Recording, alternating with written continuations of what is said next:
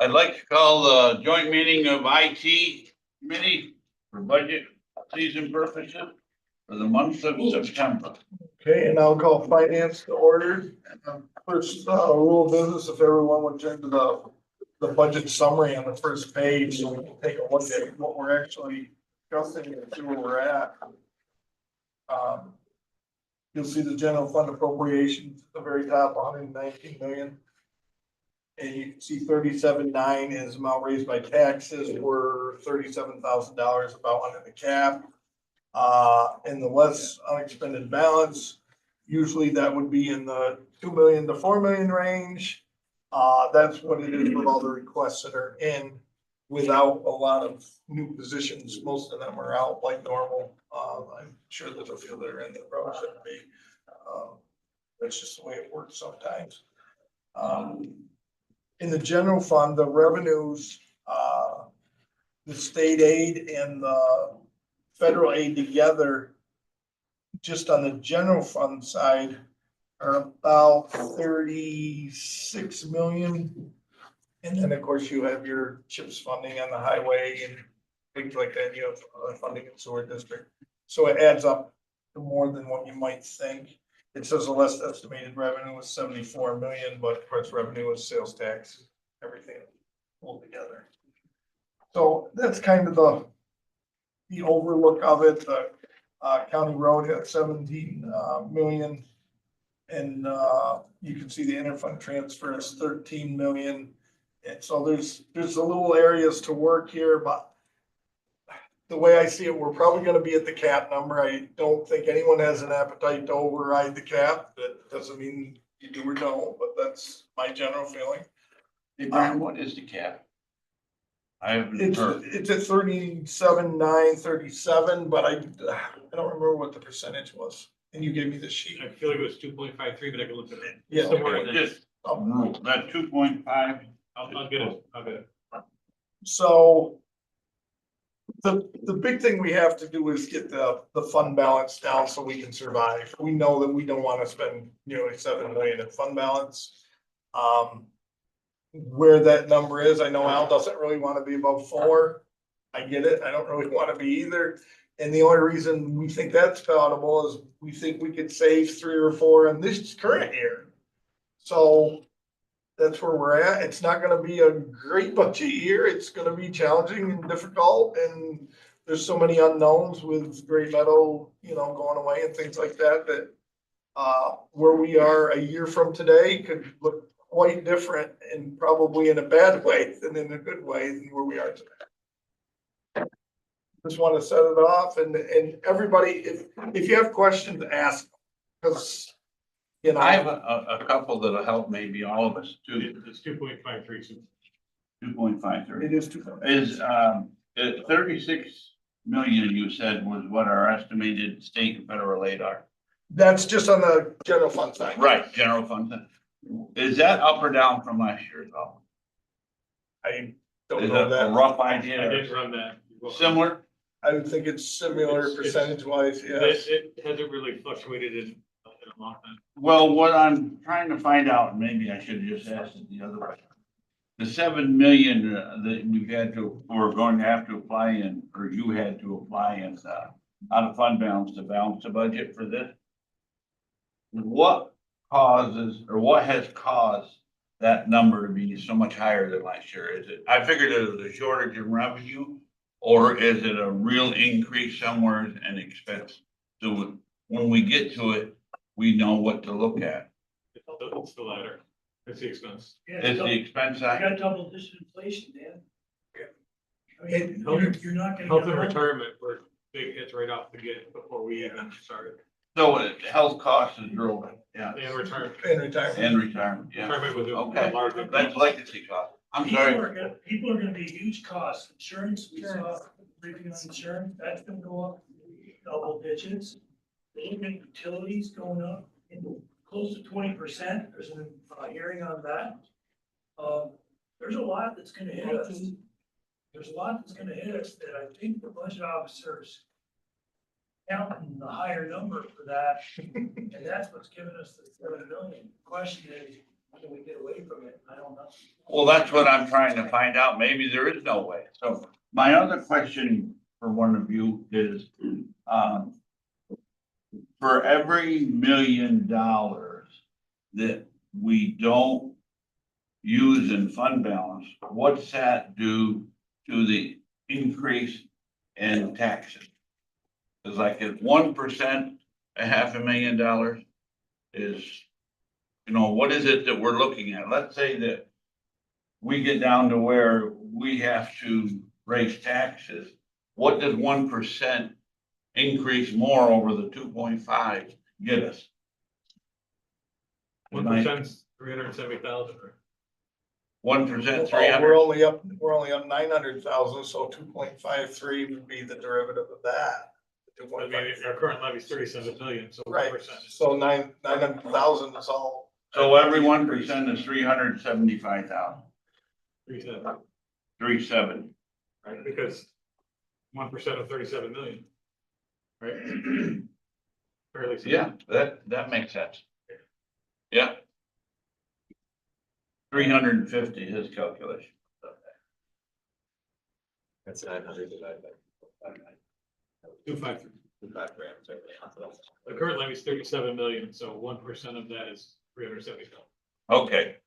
Well, no, that was, I just wanted to make, get this kind of in my mind wrapped around. And that's good to start the meeting, to Yeah, get those things all out in the open. And, yep. you know, I liked what you did here already as far as explaining this. I think we all need to kind of have an understanding of what we're dealing with. So I don't have any more questions. Does anyone have any questions on Brian's comment? And just thinking about it, and what Daryl said, absolutely. But I also think that the, change that we been required to go with cybersecurity and licensing and applications has shifted our budget. So we need to do that. So it's not something that is a choice. It's something that we're being kind of guided down the path, thank God for Terry. Because it could be a lot more expensive than that, and a lot of mistakes from it. So that's one thing, but the other thing down the road is remember that the CHPE revenue will start, is it 2027 or 2026? hopefully we'll make up for our loss. There won't be any. Well, there's so many people here that might not understand what the CHPE is and what that revenue source could be, looking ahead. Because, sometimes we'll get it, the county will receive money from it. And, so that could be helpful in the future. It's not gonna affect this budget, but, yeah, we just gotta get there. And I think on Friday, I mentioned at the big meeting that whoever expected that our expenses on the BSS side would be over $30 million in Washington County.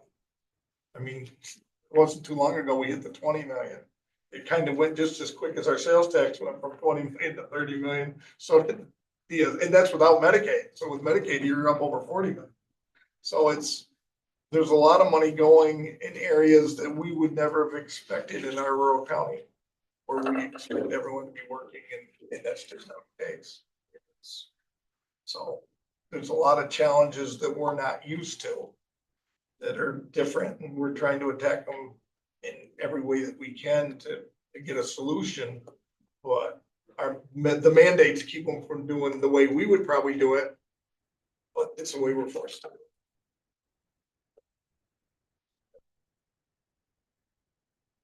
So Friday I had a discussion with Deb in the public works side. She got the guidance you gave, which is absolutely solid. We went through the methodology by which to look for that savings. And it really comes down to, I think, we can go in here and we can line by line trim 10, 5, whatever. You're gonna have to defer stuff. If we're gonna stay down to where the treasurer doesn't have complications and stuff like that, if we're gonna get into that sweet spot where Al would like us to be, we all would like to be there, we may have to defer things. The T side, I'm not so sure we have the luxury of doing that. There's, roles operating today. In some cases, it's more expensive to defer later on. Your point on bridging the gap to 2027, if 2027 is the year. Okay, but, that's my mind thinking through as we go getting presented by the departments, what they need. It's what are they gonna defer to get down to where we're out, where Dan was saying, 370, how do you get to 370? To make 1%? We're gonna defer stuff. What is that? Can we assume that risk? And I think that's what we're gonna ask the department heads next week, or this week, is to tell us what that risk is to defer stuff. And what you can defer is only 10% of the budget, because 90% is mandated. You're not gonna defer the mandate. That's right. And we go into it knowing we may cost ourselves more money later on. That's the problem. Exactly. John? Where do you come up with the 0.53? And that would be different for us at town level. Yeah, it's the way the cap's calculated, John. Okay. We all have different Everybody's calculated. situations. Yeah, But it all joins at the same sum on your tax bill when you're joined Yes, the sir. town and the village. Correct. Dave, did you have your hand up? Answer question CHP, the first possible time we're gonna see CHP money is fall of 2026, but I'm not sure they're on the schedule as they did. It was supposed to be January 2026, now it shifted off to fall. And I don't know, I don't know if anyone's asked what the schedule is lately, but it might be something to contact me with about the city. So, those of you who are in towns that are affected, don't plan anything till 2027. We aren't It's looking not your. at any of that at the county level. no, My opinion at the village or town is I don't believe it till I see it. And I don't depend on it till I see no. it. And I think our costs could have totally taken that by the time we get there. So yeah. Not real optimistic at this point on that. Okay, So are we ready? we're ready. Start? How do you want to do this, Brian? You want, I'll let, Terry, just- I'm gonna let the department, the chair, of the committee for whatever that we're doing to run the actual meeting. So they work with it. put a lot on my shoulder. Terry, now, how do you want to start to present this? You want to start with the revenue or the expense? I would say we could start with the revenue and just work our way through, if that works out okay, and then I Fine can with me. present the handouts that I gave to you as well. to kind of round Revenues it are out. on page 6, but they're on your handout too, the revenue? No, Okay, then everybody wants to go to page 6, we can come to the revenue. so from a revenue perspective, you'll notice that over last year, we are up. Because we have taken on DSS, the Social Services Department.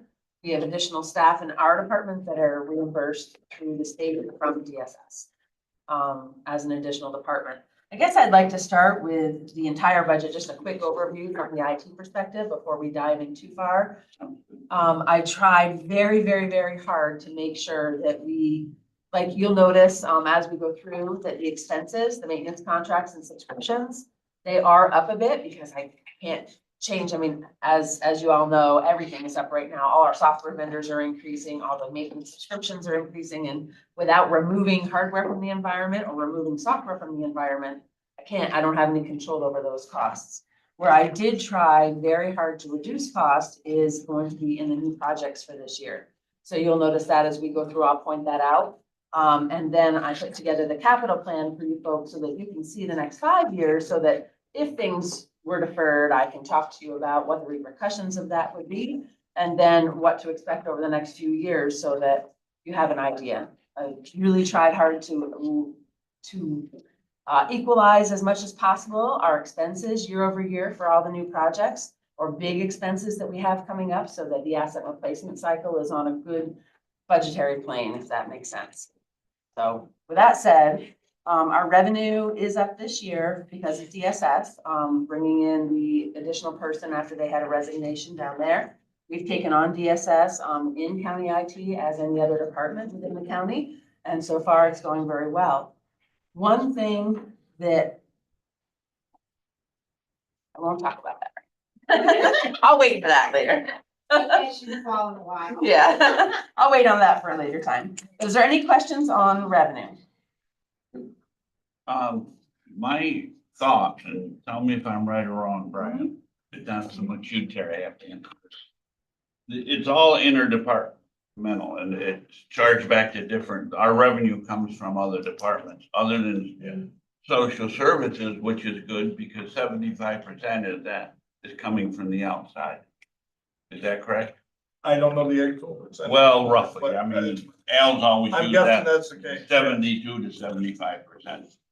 That's DSN. Yes, that's the only money that's not already swirling around in the pot, basically. So I mean, But it's budgeted. right, it's all It's budget. all budgeted on the revenue Sam. side of Yeah, the. so in essence, I think what you're saying, Dan, is that, if I understand it right, is we know we're gonna have somebody that's like social services out there, but we have other departments, I just go through it like veterans. So if veterans has services coming from down there, it's not refunded or rebated from any place else. So it's really going from one hand of our budget to the other hand. That's correct. So it's really not Right. reducing anything, it's just, it's there, so.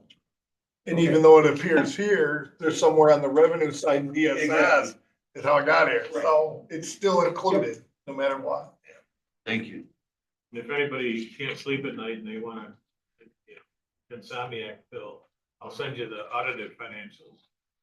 The reason I offer that up, because one of the pieces of it that's actually interesting is one of the GASB reports that they have to prepare those audited financials, it removes all of the payments to ourselves.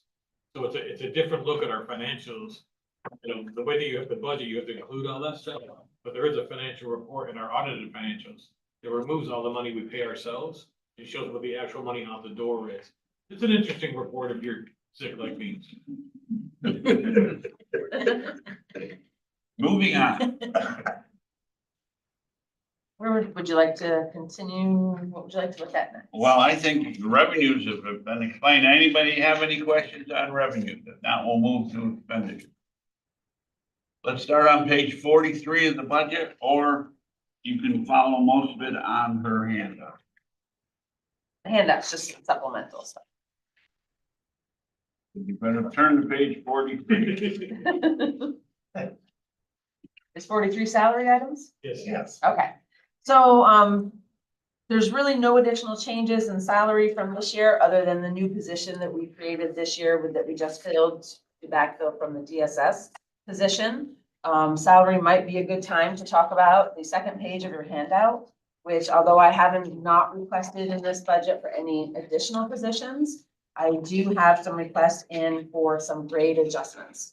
I did go ahead and put it in a handout form because I thought it might be easier for you all, because I know you have a ton of requests coming your way, that it would give you something to refer back to.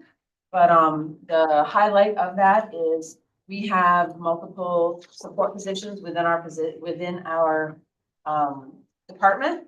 And one of the things I've been ramping up for some time, and I'm happy to say that I'm hopeful next year is the year, is to be able to offer support for any towns and villages that might be interested in having IT support come on. Once these are complete, then I believe we'll be ready, so we'll be able to offer that. So, Well, Terry, with that statement, and you'd almost not want to turn that offer down, so could you handle 17 towns if that was the case? that's what we're ramping up to do. Okay, so so you're that's- ramping up to do it, That's what we've been ramping up. I mean, with the positions we have, right? with these final grade adjustments, I believe we have the staff in place that we can start to onboard towns. Now, could we take on 17 all at once? We're gonna have to start off and see how they all go, because every town or village is gonna be different in the needs and what they need to have. But that's a Yes. very nice offer, and I can't imagine all 17 will raise their hand at one time. Right, well, again, everybody's different, so we'll see. Where it goes. When you plan on doing that, you plan that, what Whitehall has went through in the last Very 4 similar, months. very similar, yes. You're gonna charge the towns for that. Yeah, we would charge, so it would be at the county cost, so essentially we'll come up with what's the hourly rate gonna be that'll cover our costs for the staff. And then there will be some requirements, such as, being able to be on 365 for email, will help you get there. You know what I mean? Doing a full evaluation of the town, saying this is where you are, this is where you should be, this is what we can do to help, and then being the IT support for you guys. So if you have a problem, you call us, we set up the We still computers, gotta we get monitor them.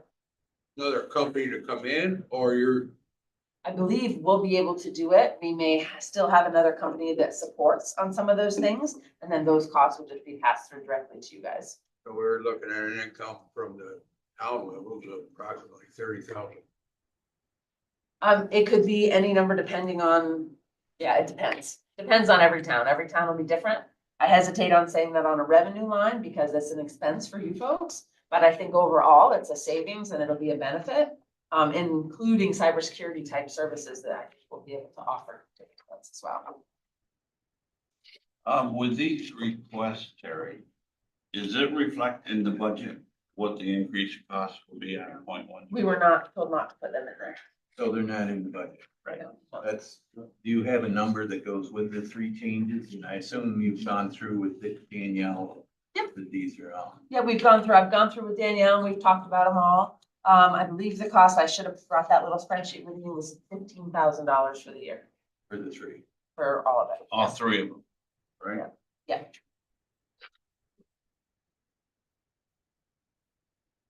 Yeah, so I could talk a little bit if you'd like to, or did you folks want to look at the handout? Now, and I just have to ask the question so we understand it. Yeah. If we said no upgrades, Mhm. does that impact your department for where it is right now, or it just handicaps the door, can't enter into any town businesses? No, I mean, this is what we need to regulate everything to make it, I believe, fair for all the additional duties that people are taking on. So does it stop people from doing those duties? No, but then we're not kind of justifying the cost of being able to take on the town and all the different responsibilities that that's going to create within our department. So if we allow this to go in, that's gonna drive your department up another $15,000. Yes, Okay, that's not in the budget. it's not. Okay, say it. Yeah, so my question is, based on the additional things that you were, putting out, and raising the grade, if you don't do that, you feel it have a negative impact on retaining the people you have? I can't say that for sure. Do I think anybody's gonna leave? No, they probably won't leave, but they might not be as happy. But I will be honest, I didn't tell anybody in my department that I was going for these position increases. I think it's the right thing to do because it helps to bring people to the level that they should be. For example, the first one, the IT support specialist one, that is the primary help desk person. So that's the people that are answering the phones right now. We created last year an IT support specialist 2 at a grade 16, and talked about an IT support specialist 3 at an 18. And so by bringing this to a 14, it really helps to streamline the department so that you have a 14, 16, and 18. People have a training path. They know what skills they need to move up to the next level. And typically the 2 grade increase is where those lie. Where the 13 is right now, the IT support specialist 1, this is a position that's been in my department. It used to be a microcomputer specialist since I started.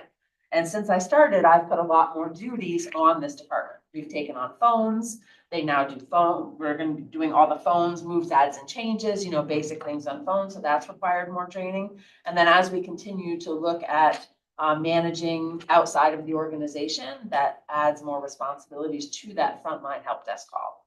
So it's been a longer term plan, in terms of doing the 14, 16, and 18 for the help desk roles to keep the help desk on that side. My only concern is if we don't do it, because we do have a turnover, not necessarily in the department, but Yeah. across the board. If we don't, then we end up, someone leaving to go someplace else, or we're not high enough to attract someone to come into those vacancies. Right. So We certainly had, It's kind of a crisis. yeah, we definitely had challenges filling the roles for sure. We have one person as a help desk, as the IT support specialist 1, It's been there for a long time now, almost, I want to say 19 years possibly. The other just started with us just this past year, so he has not been there very long at all. The IT support specialist too just started a couple weeks ago, so he's only been here for a couple of weeks. So we've been trying hard to recruit, but that position was vacant for close to a year by the time we finally got it filled. So, Harry, I was amazed during when we had the emergency, you know, blue wall attack, or whatever you wanna call that, that happened. How effectively your team worked and getting out and getting people's, machines back on track and stopping the damage that it could have done. And, obviously, we're very, very well together. And most of us, I know I don't know a whole lot about IT and expect and hope that our department can handle anything that comes through, and you did. So So, at the town level, the cost to the town, and all of us are looking at our budgets at a town level, and we're adding IT to the costs, and it's 30,000 and up, correct, John? And so, and we still don't know what we're doing. You know, that's, in my town, we do a great job. We have Saratoga Networks. They work very well with us. But it's still, you rely on someone else to do what we need to put into place. So. yeah, Oh, you're. I'm done. And this is not in the budget. no, we were told not to put the staffing request in the budget. So that would be a staffing request. We look at them at the very end with a personnel meeting, if I'm correct. Yeah, the We look at all of it. in October to have a. So they bring them here to explain what they Yeah. are, Yeah. then we come back to a personnel meeting with finance and we'll go through them all, so you can see it in totality. So I I'm got this sorry. right, we got 115,000 is the difference between 24 and 25, correct? And I see you made some adjustments on expenses. We've created savings in one area and adjusted to another. Thank you for that. Looking at your bylines. You know, we talked about this last year, unit of one, not a unit of one really, is it? Depends on what it is. Depends on what it is. Yeah. Some are, some aren't. So you probably got a house of cards here. You pull one of these things away and the rest of them kind of tumbles. Yeah. So, did you have any recommended risk, associated with that 115,000? Which one are you looking at? The, overall inside your budget, Right. another increase of 115,000, I believe. Oh, overall, you mean? Yeah. Right? Right. Is there any place that you would recommend assuming risk if we had to assume risk in that? Well, there's two things that I wanted to offer. If we wanted to move, do you want to move into the expenses? Does anybody have any other questions on the staffing request? yes, I do. Okay. And it's not so much you, it's Brian again. Brian, with this shortfall of 7 million, there is no cost of living increase factored in. That'll be dealt with at So that's it, personnel. the 2.5%. There's what? 2.5% is. There is already 2.5% to build into this. Okay. So it won't be, I got it now. So anybody that's wants to make any changes is gonna be discussed at the end. Is that what you're saying? Okay, thank you. It would only be unions, it would only be unions that are up. Going down through there, so we're looking at things, computer equipment, which for years we fought to get you up to the level, so we didn't have to keep going back to the fund to pay for stuff. We've only used 238,000 this year. Does that mean there's more to be spent before the end of the year out of your 590 in the budget last year? Yeah, so we still have a bunch of purchasing to do to finalize. That's always the end of the year, which is around October, where we do all the final purchasing. So, if you look through the computer equipment and the non-capital software, so 2020 and 4021, these are the two lines where I place all upcoming projects that are coming. The other, Um, well, the other sorry, go question, ahead. just looking down through your list, that totaling 519 there. I just look at the new sheriff's cars and there's 32,000 there. We can't use any of the equipment's in the cars that are retiring. It's no good and you These are- can't switch it over. These would be additional cars, is my understanding. Okay, I only put that's- you're additional in right. there. I forgot. Yeah. Thank you, Jen. I forgot about that. Yeah, that's just the text for the additional Yep, cars. Yep, okay. Yeah, so on the projects that are listed on here and in relation to your question as far as what is left in the budget for this year, I do believe, because I've been able to negotiate down a bunch of the contracts, and there's a couple things in the budget that we didn't have to do this year, that I'll be able to save roughly $100,000. So the line that I have for our backup system for 113, I would actually like to try to buy that potentially this year. If I end up short for some reason, I do have the reserve I could pull from, so that is something that we could potentially pull out of the budget for next year that I can look to do this year if it's okay with That everybody. would just about take care of that 115. Yes, it would, and we're happy. I mean, the other option is just to see where we're at this year and roll it forward too and leave it all for this year. But it is a January project, so. But I have to give Brian and Terry credit. They do this at the end of every year. They look at any projected surplus to see if she can buy stuff now for cost avoidance in next year, right? So I give them credit. They do that every year pretty regularly. Yeah. Case for your flat. It Uh, works out. we can go back next to the new cars. In the White House substation network here. Yep. That isn't included in the contract. I don't believe it is, that the contract was still finalizing and being negotiated when the budget was submitted. It's a pretty vague contract, in my opinion. Yeah. I don't know the ins and outs.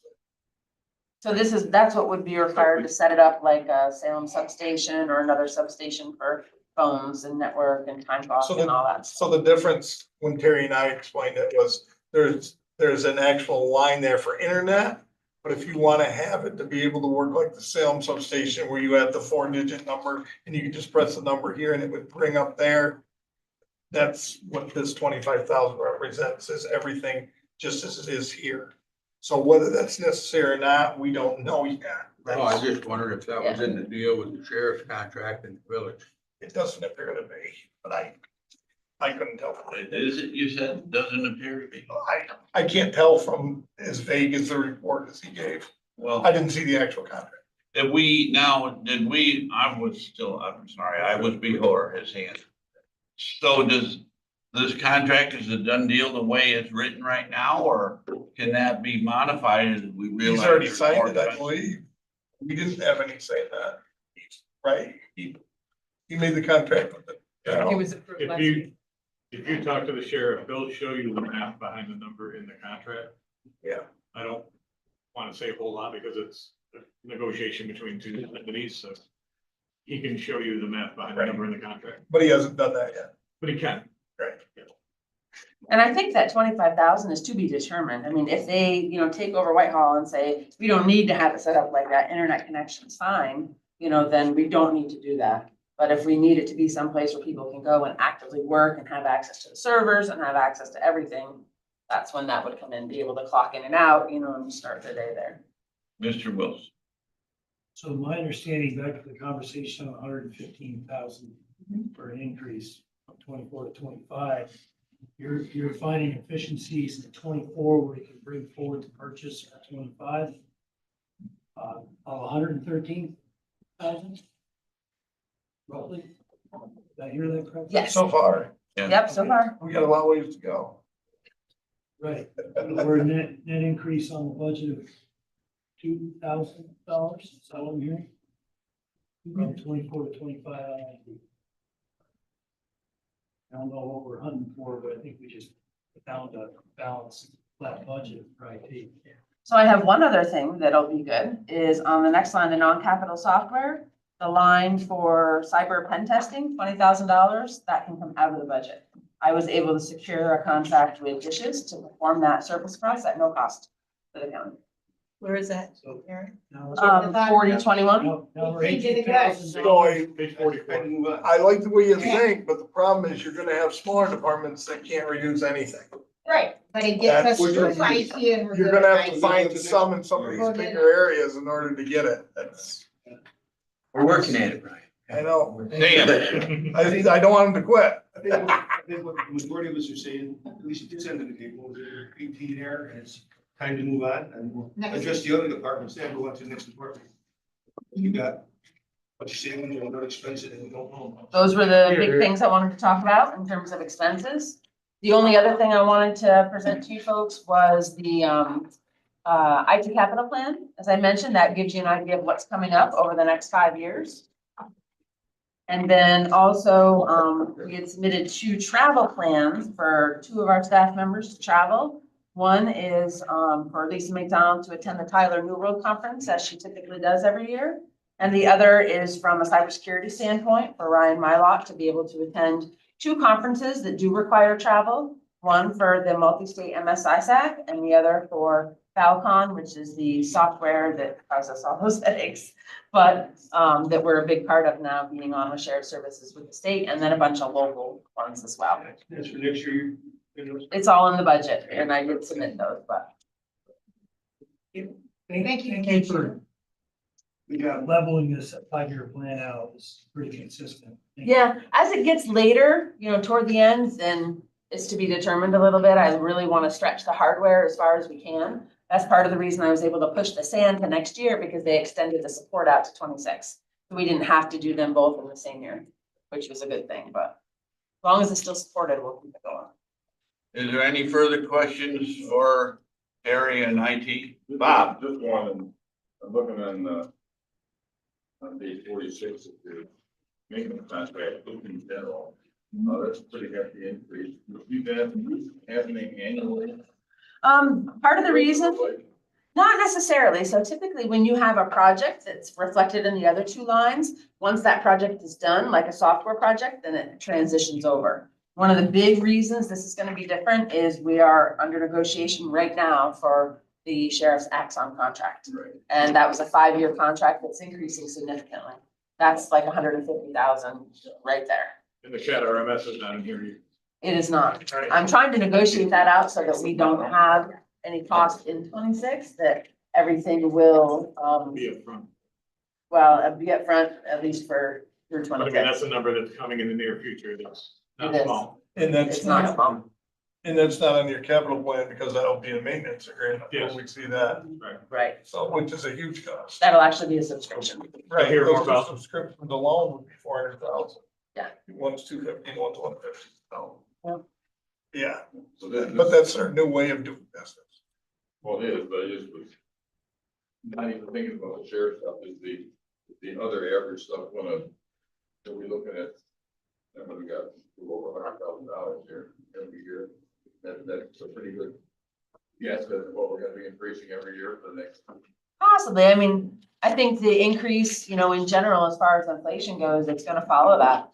I typically say a 3 to 5% is the increase that the software vendors give us every year. We try to keep it down. I try very hard to negotiate those to reasonable levels. Okay. And yeah, I think you do a good job of that, by the way. This is not a criticism, I was just a philosophical concept of where we're going. I always try to look 4 or 5 years out. Yeah, absolutely. Any other questions for Terry? Anything else to bring before IT? We need to do minutes, approve minutes. Let's look that way for that answer. Where's your agenda? On the agenda, Minutes are on the agenda. yeah. Okay, for IT members. So moved. Motion and seconded. All in favor, say aye. Aye. Opposed? Carried. Meeting adjourned. Thank you all. Thank you.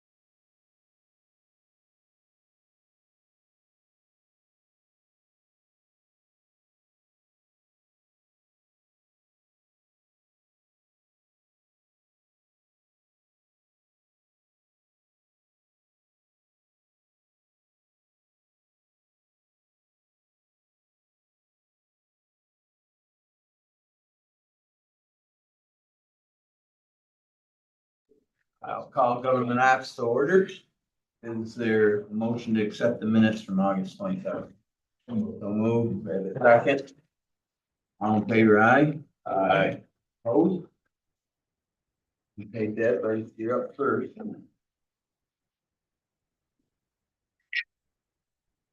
First up is the board of supervisors. The only change really in that one is in the point four, there's more budgeted for, conference expenses after the conferences that have been attended this year. That is about the major change there. We this year moved money from miscellaneous up to the conference line to cover the conference expenses. We still will need the luncheon for the inter-county meeting, I believe, in November, so. It's a pretty tight budget for this year, and like I said, hopefully next year, we could put a little more in the conference line to cover what might be anticipated. The other thing in the office equipment, last year I budgeted 1,700 for an additional microphone for the podium. And that's not quite enough. The quote came back at 28. I didn't include the food snack. It's different than the actual microphone, and then they included the battery. I wouldn't need a battery, but so there wasn't quite enough money to get an additional microphone to go over there. The handheld is really not practical. It has to be held pretty close to your face to hear it. So otherwise, just a 2.5% on salaries. There's no revenue, and that's about. Oh, the other thing I wanted to mention was something to consider going forward is the old maroon office furniture down there. It's deteriorated. You know, when I brought anybody in for an interview, I had to run my hand over the chairs before you let them sit down because you'd have a red hand. You know, they've been there. I don't think we need as many as what was there originally because we're not using that room, but the chairman's office has a few chairs, a few of the red chairs around that eventually should be replaced because you sit in them and you're gonna get stuff on your clothes. Something to consider going forward on that one. So on the microphone, so the 1,700 you're saying it won't be spent unless we Right. move $1,100 to actually pay for that this year. So that, Okay, I just want to ask a question about Debbie's comments about the chairs. Since the buildings and ground superintendent is in here, is that something that would be budgeted under your budget if there were to be replacement chairs? We know what you want. Right, and they get planned for what? It depends because of the 500 limit and the like underneath that is 0.4, above 0.2, so I never have the right money in the right line. I'm seeing budget transfers and budget transfers. Constantly a battle of which side of the. I just want to clarify, that's not something that would show up in the board's budget anyway. Not unless they want. Okay. Have any appetite to deal with that? yeah, Easy enough to just take contingency and get it done. yeah. The microphone, I think we have to take care of. It would be, you know, I had hoped to have an additional one when they came in to purchase. You know, and it wasn't allowed. You know, I recommended it to begin with. You know, so if somebody's not there, we're taking that one over there, or we're taking Dan's and putting it in front. You can't have Mr. Earl. Merle up there with his hands and he can't hold on to a microphone. You gotta have just more convenient. Can we move 1,100? We gotta modify the whole place. Yeah. Can we move 1,100 from contingency or, well, 28 will cover it, or is it a little more?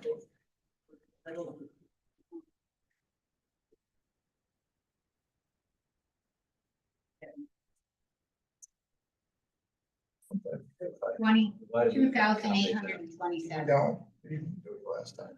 What's that? 2,827. No, move 1,200. Can we get a motion to move $1,200 to buy the microphone? Second. Motion the second. Any discussion? It's here. Yeah, any discussion, all in favor, say aye. Aye. Opposed, carry. I just want to ask one question. Are we going to hire Mr. Harris consultant to make sure we take out the right chairs? Yes, it would be a good idea. Guarantee the same. Well, in a tight budget year, you know, it's not this year, but it's something that needs to be replaced. Does anybody have any more questions for Deb on legislative? Okay. Okay, on the clerk of the board, the personnel, last year I had budgeted for an additional full-time person and our part-time person. The part-time person will be coming off at the first, you know, by the first of the year. So we've got a new person in to be training on the audit system. Judy, our part-time employee, held that position. She retired in 2010, so she was all trained. I could bring her in as a part-time, and it has worked out well for the county and tremendous for us since 2010, but gotta get somebody else in there at this point, so that's why we hired a new employee there. There's no equipment requested. The contractual is about the same. The expense that I have to watch is the advertising and publicity. Very expensive. Cost to advertise is just, it keeps going up. I mean, I just sent in the adoption of local laws 6 and 7, so there's a lot of stuff going, you know, a lot of business requiring to be noticed and published, and the expense, and it is expensive to do that. Daryl? Yeah, thank you for the hard work on the budget. So based on totals, you're 5,000 under the 2024 budget. Is that correct? Probably, yes. For expenses. We have 410,000 for 2024. You're proposing at 405,000. The benefits probably increased, but like I said, we removed the part-time position, so that's basically the difference. Thank you.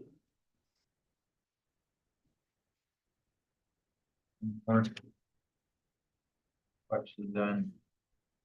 Go to the board. Right? County administration. Page 27. I don't have any revenue, so I'll go right to it. You're not taking the cut from the truck? Cut from the truck. You get, Oh, you get a Did I line do on that? revenue. Oh, I didn't know that. Sorry. I didn't do that. Maybe we can sew advertising space on the sign. Okay, moving on. Regular earnings. He doesn't find me funny. No, sometimes not. I've got the 3 full-time employees in my office plus myself. The increase that you see is the result of the 2.5% increase for this year, 2.5%. Kept the overtime as is, $200, which seem to be using most of that for this year. Benefits, of course, retirement is huge, as Brian had mentioned, as well as the retirement and the health insurance costs have gone up and controlled those, unfortunately, other than doing what we're doing behind the scenes. Telephone. Yeah, that's the on-call expenses for the attorneys in the different departments. Office supplies, contract expenses is our labor attorney. And we had budgeted, or I had budgeted for 20 hours last year. This year, we budgeted for 10 extra hours. So that's in addition to his services that he gives us negotiating contracts. That's what we needed for other things related to the unions. So we have decreased that amount. Using subscriptions, same. travel other, we used to pay our mileage out of that, I guess, at one point, so we aren't using that line anymore. So you'll see a zero there. Education, training, staff development, that actually includes the conferences as well. The addition that I did have for this year is I did budget for the purchasing coordinator to attend the New World Conference. That's always a location to be determined. Somewhere in the country, it usually does involve airfare. The treasurer, I believe, paid for that this year. I did not budget for it, but that's part of my travel plan. You'll see an increase there. I don't have any new staffing requests for my department at all. The other item I have on the travel plan, again, this year is to attend the NISAC Fall Conference. That's a 3-night conference. I attend that. This year it was down in Monticello. Next year I guess the plan is it's going to be in Niagara Falls. And I did put the Lake George Regional Planning Board Fall Conference on my travel plan. I don't think it's going to involve an overnight stay. Even if I were to attend, it's always in Lake Placid. It'd probably be a day trip, but I put it on there just in case. I'm not going this year, but I did go last year. There is some value because they talk about grants and some revenue that's available. So kind of is very beneficial, but we do have other people from the county attending that. I think that's about all I have. Unless there's questions. What is a special project? I missed that if you said it. It was right underneath the, training and staff development. $3,000. You spent $450. Oh, that is, sorry, thank you. That was the line that was put in last year. That is a line that was put in basically for food for events that come up during the year. Any other You questions? ate a slice of pizza off that, Dan. I did, yeah. Yeah. I don't remember it. Didn't see Listen, that. thank you. It looks like you're about $19,000 under the 2024 budget. Is that correct? Yes. Thank you. Okay, no other questions? Thank you. Ian. Alrighty, yeah, the revenue portion is simple. I don't have any anymore. That revenue portion, which was safety officer chargebacks, earlier this year, we've all put into workers' kind self-insurance fund on page 4.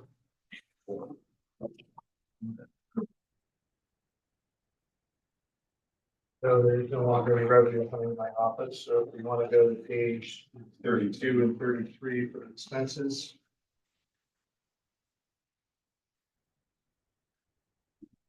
I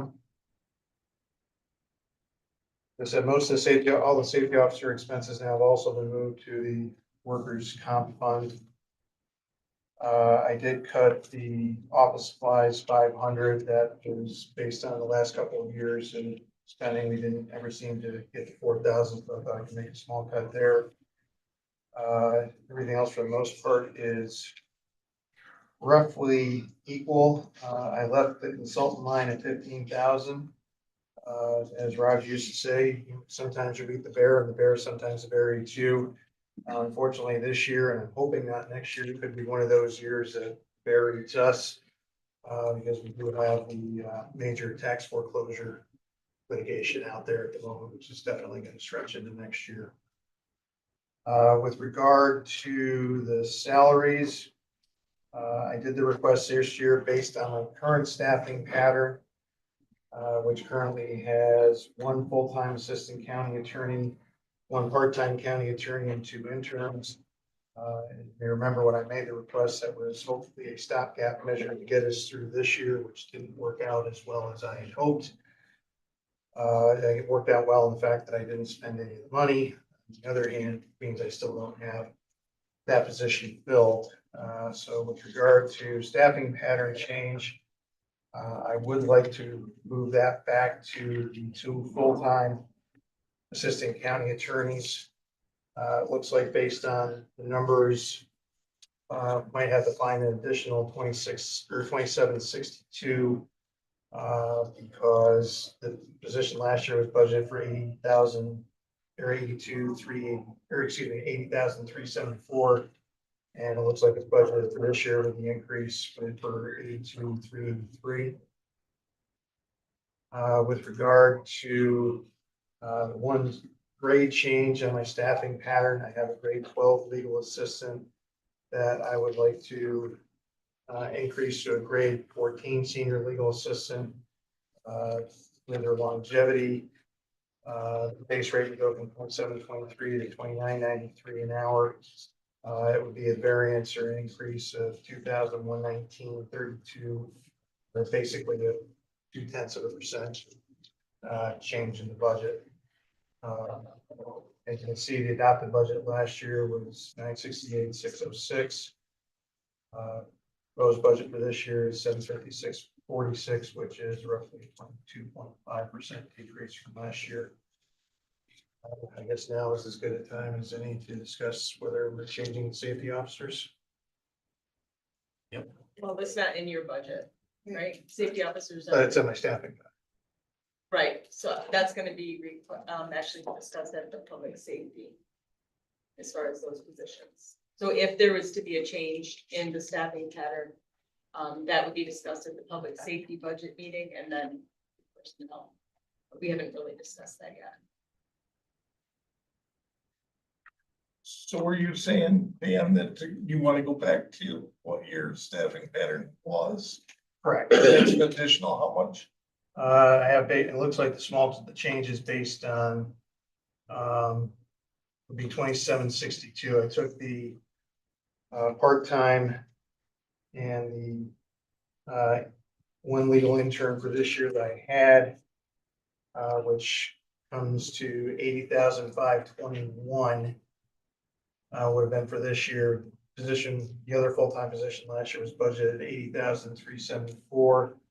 But based on the projection for this year, that position is going to be budgeted at 82,383.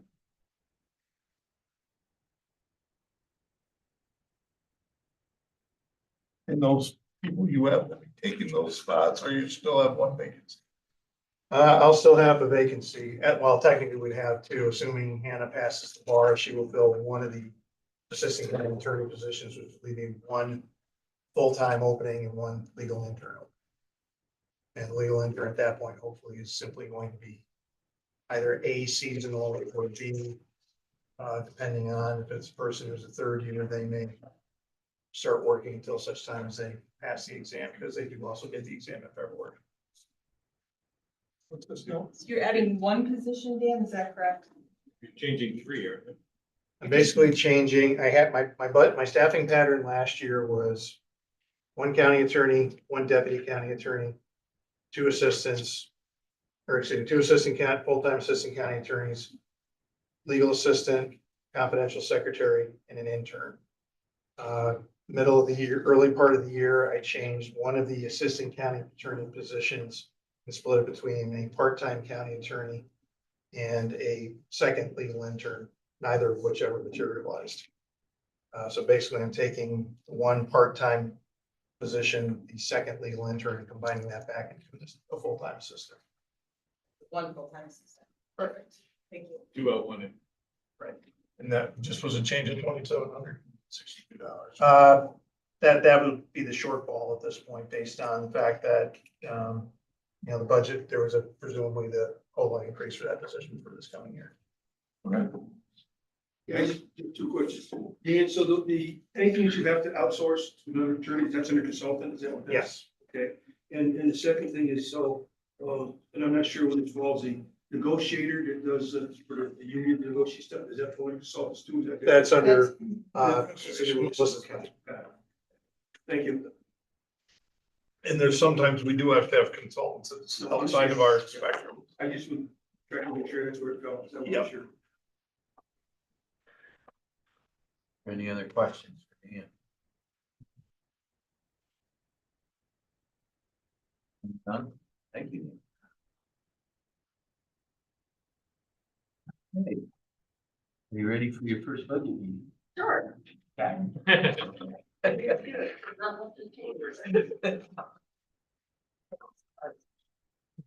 First budget meeting, not first rodeo. Not much has changed in my budget, for this year. I do revenue first, sorry, revenue, are you doing first, do you have any revenue? Revenue, page 3. Our revenue comes from, printing tax bills for the town, schools, villages. It also comes from us providing maps and documents to people that come in and need, a survey map or any sort of map printing in their office.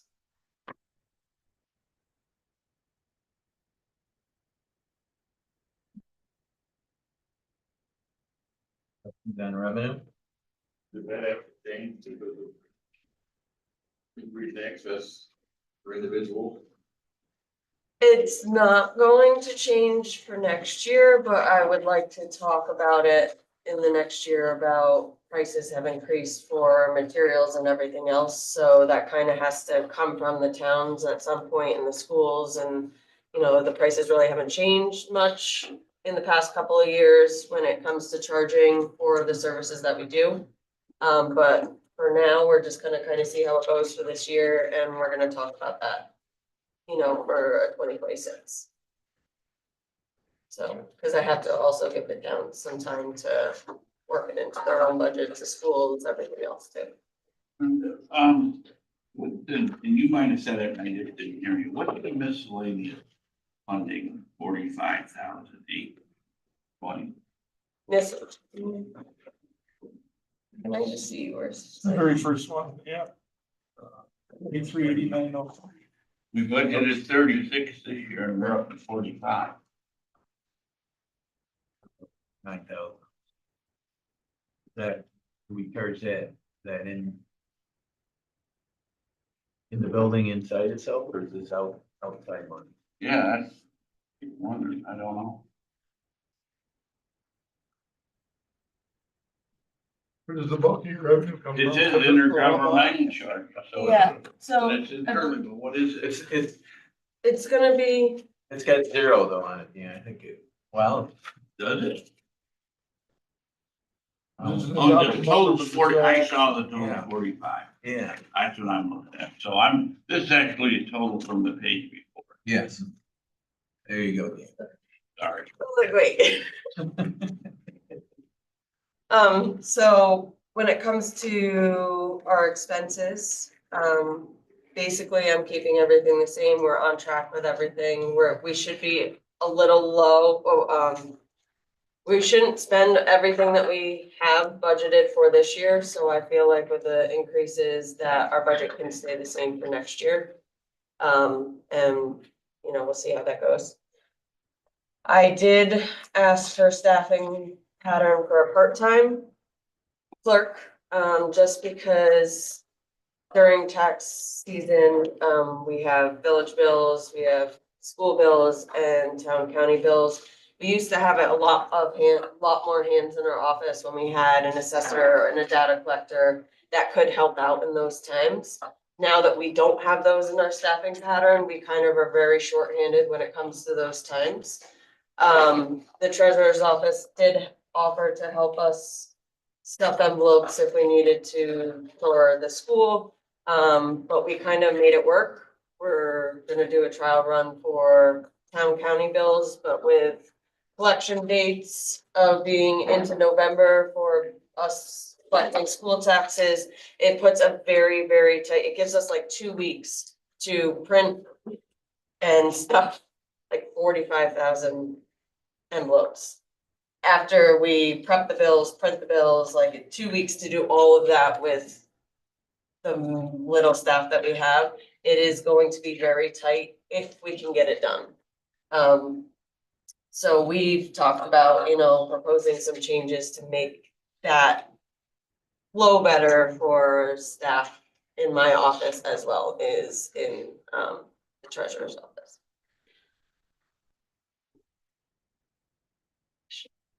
And that part-time, you not included in your budget. No, nope, because we couldn't. Travel plans, directors conferences, one's always in Lake George, so there's not, or Saratoga, so there's really not a need for an overnight stay. Conference fees have doubled this past year for next year, they're gonna be doubled, so I put that into my budget. The conference fee is $300 and it includes all the meals. Continuing ed, I have to do every year annually, so and part of that is reimbursed to the state, so that's also in there. Bill, which is my tax mapper.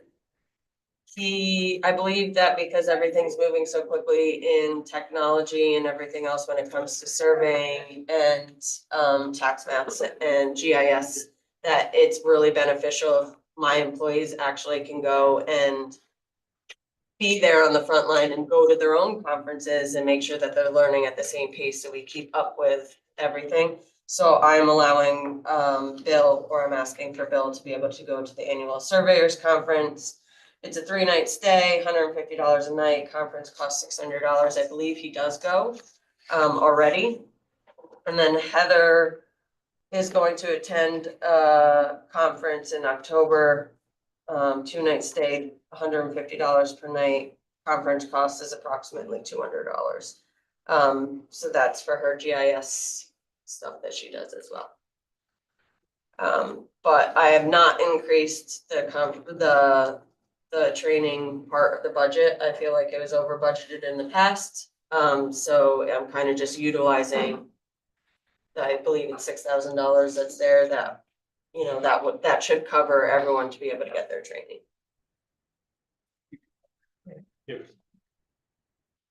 Looks like it was 6,000 this year and now it's set to 200 for next year. Yeah, because I did approximate costs. So.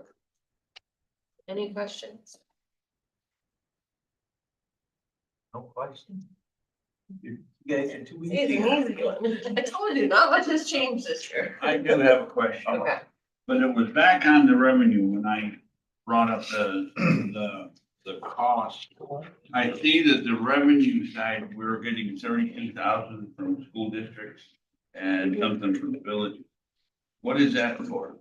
We print their tax bills, so we prep and print all the tax bills and we stuff them. But now, how does that relate to the comment that you made about all the chargebacks and the stuffing and at the last minute? Does that offset your headaches? That it caused? So that basically is the cost of the envelopes, the cost of the paper itself, the special tax paper that we need. So those costs, I believe, need to raise a little bit, but it's not about the cost of it, that's the headache. It's the timing. There's so we collect, Al, can you help me out here? We collect taxes until November 30th, but then I have to wait for postmark, so we're 10 or so days into December before I can even send the relevies. and then I have Open to, this conversation a little bit Yeah. last month. Right, that's why. We'll talk about it in 20. yep, so then I have to apply all the re-levies, process all of the bills, work with IT they have to do their end of stuff. And then we have to physically print all the bills and then stuff them. So our machines are running nonstop for, I guess where I'm working on this is the fee that you charge the school and the villages. yes. Is it really covering all our costs? Or should we be charging for the wear out of the machine, the extra labor that's involved? So that's a It sounds conversation. like it ought to be almost double that. That's what she said. She was gonna bring Yep, to so us. I have to get together with Terry, just starting in March and then me getting settled in and everything. I hadn't had a chance to sit down with Terry because our machines that we do use, the 2 printers, I think she budgeted to replace them for next year because they're almost 10 years old. And if one of those machines go, we're done. We're stuck dead in the water. So that's something that she believes that the machines are gonna be good to go to get through the taxes this year. She has some stuff budgeted for that for next year, but we need to look over the prices of what everything costs. and cover all those things by raising the prices per parcel for the schools, the town. Good, And that, the villages. that leads to being my next question, should we add more revenue? And knowing we're gonna increase the charge to the school and the villages? So I just have to break down, not yet, because I'm not gonna do it for 2025. I'm gonna budget for that for 2026, because I can't just bring this on the schools and the towns this late in the year. It has to come They've with, already passed the budgets. yep. So I just have to really just we kind of just have to We eat gotta it keep for eating the cost. for this year, but no one's ever looked at raising these costs. So with everything else Okay. increasing, we have to do the same. Thank you. Any more questions? Right, thank you.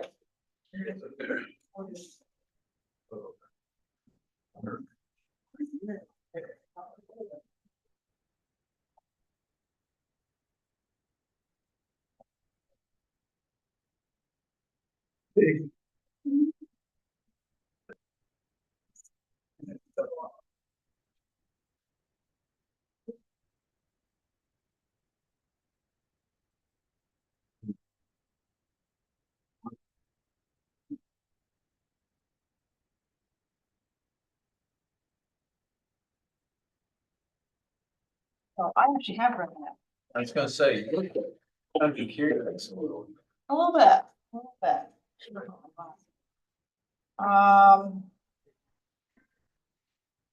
So the automobile use tax. So I have 608,337. That is projections that we received from DN, from the state. Anticipating what our revenue will be next year. That was up, that's up quite a lot. And the projections are for at least the next, until like 2029, we are going to have a steady increase. A lot of it's going to be because of the way the renewals for driver's licenses and permits, et cetera, are coming through. Yeah, we're gonna more than double next year. So like right now, your actual is 259. Mm-hmm. So you expect that to hit the number that you've budgeted this year? Yes. Okay. I think that's 2 quarters in, Brian, so that sounds about right. Yep. We're up Be that 7. high? She has estimates from the state, and It says it's going higher. the state would never lie to us, John. Yeah. Casino money's coming too. We'll never reach that number. I mean, we're up 77,000 this year alone in Nice. revenue and DMV, just DMV. Clerk fees. Did we change that to 12? You were gonna change that. I don't know how to change that. That's gonna put in. I put in a mill and it should be 1.2 because, as Brian so eloquently told me yesterday, the day before, with the projections, we'll more than likely will hit 1.2 this year. Probably a little bit above that as well. We're hoping the archives will increase now that we're open and we have people doing research and other things down there. We're able to increase that. It's not reflected in here, but we do have the grant for the records management. That's 135,000. So none of those figures are in here. In those we had the current year when we get there, right? So this year, we were gonna add the 0.1s at least, and that, we didn't do that either. We can still do that. Is that what you're saying? We wanted to, remember, we made a I change this remember. year that at least the 0.1s would be budgeted. So whatever revenue offsets the 0.1 should be in here. So however much the grant is for personnel, Mhm. we can put in that line now. Okay. Yeah, and I thought did you say that also? 32,000 is for the salary, and I also included benefits this year. the So that's salary it's can go kind of a savings to the county, because in past years with the grant, we took up that. So whatever the salary and fringe number is, that can go on the revenue side as well. Okay.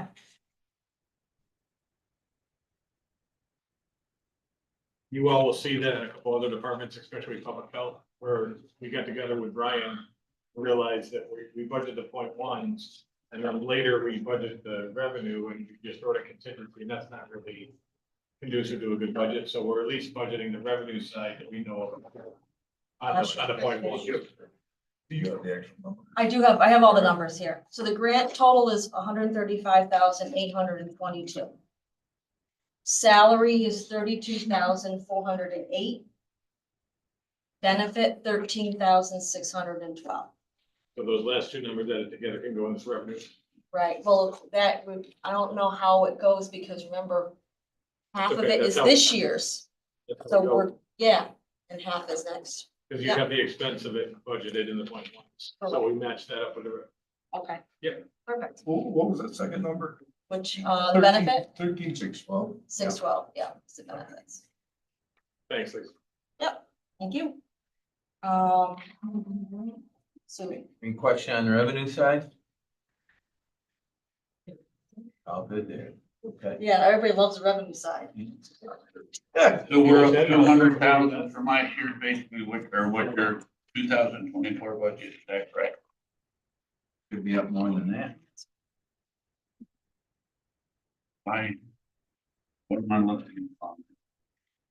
We're up 230. If you look at the county clerk total down at the bottom, the furthest right is 1.608, and we had to add 200,000 from the mistake from the million up above it, so that's 1.8. Great, but you also, yeah.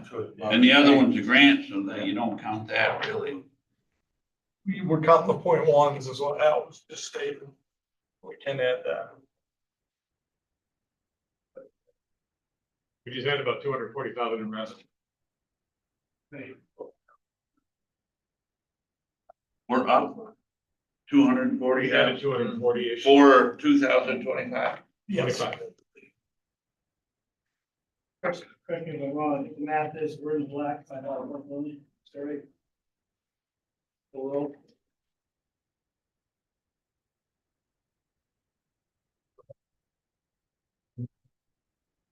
Okay. I said, it looks like we're, in the county clerk, we're in the black for about 1 million below. That's good, thank you. That's awesome. About 1 point. Next to. 1.5? Even better. Yeah, I didn't, all the fringe. Yes. I'll tell you, we took it in two approaches. We try to reduce costs, save money where we can, and increase revenue. I said, I can't give you millions, but I said, we do what we can do. On the, do you want me to Yep, move on all the to the other ones? expenses. I just wanted to say that, we are planning for 2 conferences. One is, You want to go down through your expenses first? okay, sure. Just point out anything important. Yeah, point out any big Okay. savings. Big savings. Let's see. 31, 32. 32. So our, 31. I was looking at the bottom line. Yeah, that's where you got it. so our overall requested budget, this is not for any increases, is except for contractual, is 803,210.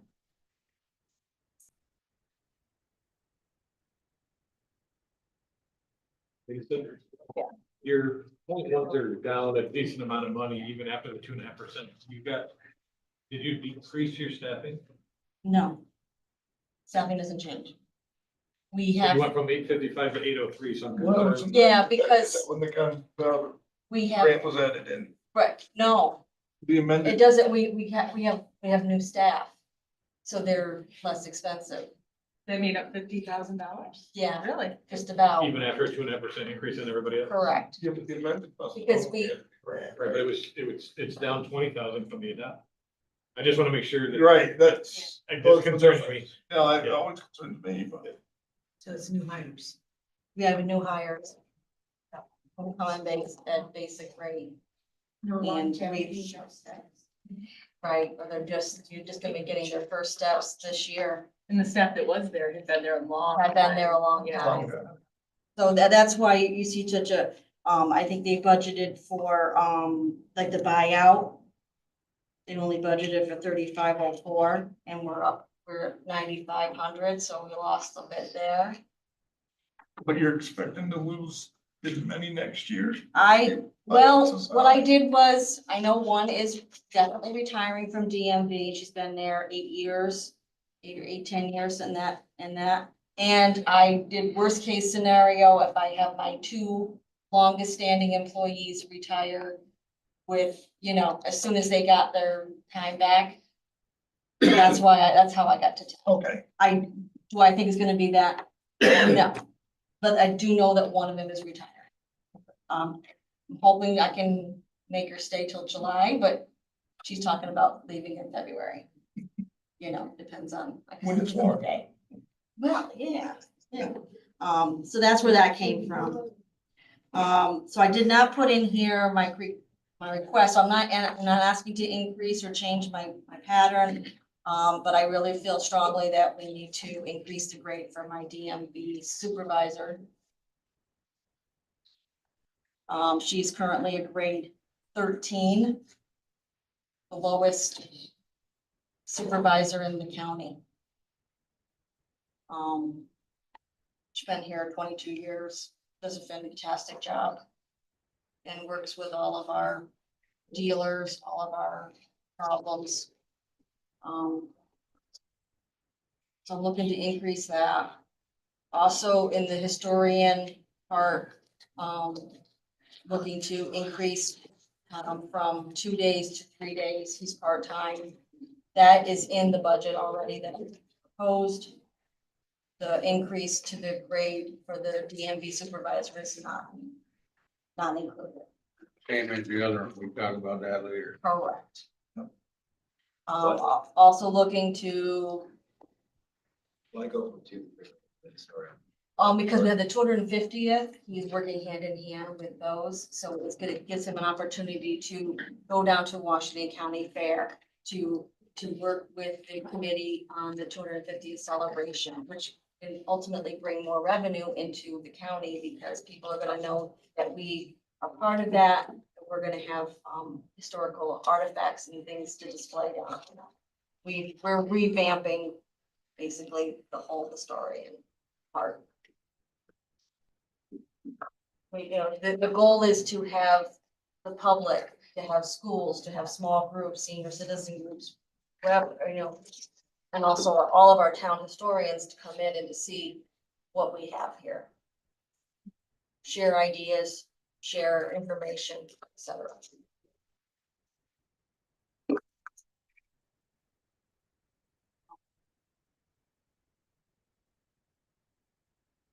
The other, the state retirement and all that doesn't change.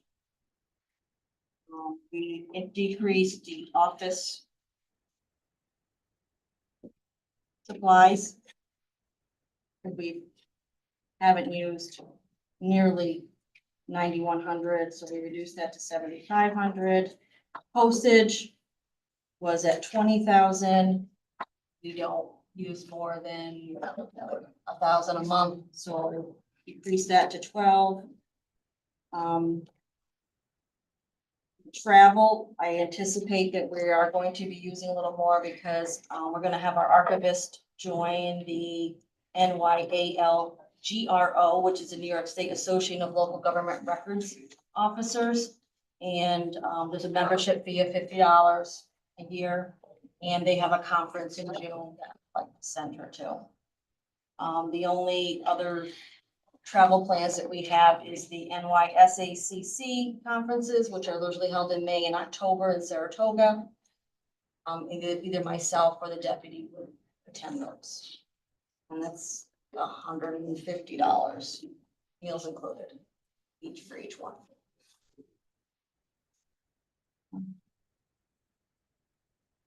And we haven't used any printing costs, so I reduced that to 500. I don't anticipate that we are going to either.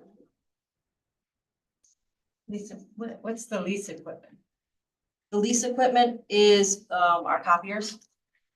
And then we work with IQS is our storage, so when people file things electronically, that's who we use.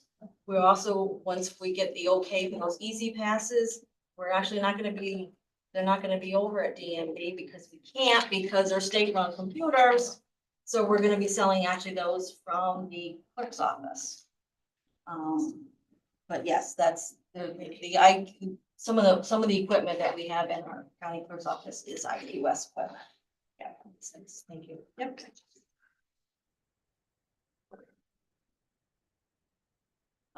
Also looking to have our employees go from 37.5 hours to 40 hours, which I figured out was about $42,000. Is that in the budget? Nope. I can tell you all the good news, all the revenue good stuff first, then but the plan would be, if that was granted, is to open the doors at 8 o'clock instead of 8:30. Two thoughts on that. We're not, we can't guarantee that it's going to increase, but we have people waiting to get in here every day before 8 o'clock. And, we let them in when we're here and make them feel hospitable and give them the forms they need to make things a little smoother. But other counties are open at 8:15. Our neighbors to the west are open at 8:15. They close at 4. We close at 4:15, but I feel like it's probably will serve our folks better in the community because they're really early risers and want to get in here and get things done. We've also found that the late nights in the summer, the Thursday nights has been very, very beneficial. We're getting a lot of folks from neighboring counties that are stopping in because working folks, 5 o'clock, 5:30 on a Thursday night is conducive to their work schedules. Have you approached the staff with this? Yes, They're happy with the staff is on board with that, especially having it 8 o'clock. They would rather do 8 o'clock to 4:30 than 8:30 to 5. Especially when the fall hits and we have the time change and it's dark at 4:30. Anybody? More questions for Lisa? So you think that's budget neutral or if that's gonna gain more money, What's that? opening earlier? I think it potentially can increase because we said people can stop in here on their way to work. Or not take the whole day off from work. And let's face it, it's quite a process to get your enhanced and real IDs. That date is fast approaching. It's May of next year. It's a two-step process. Julie's already working with the state to get the most updated scanning equipment because all those documents of proof of who you are have to be scanned.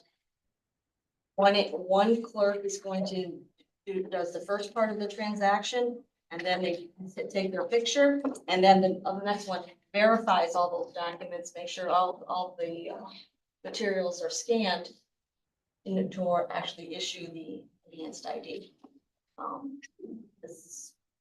And people are realizing that they're not gonna be able to fly, they're not gonna be able to go into certain buildings, federal buildings without proper documentation.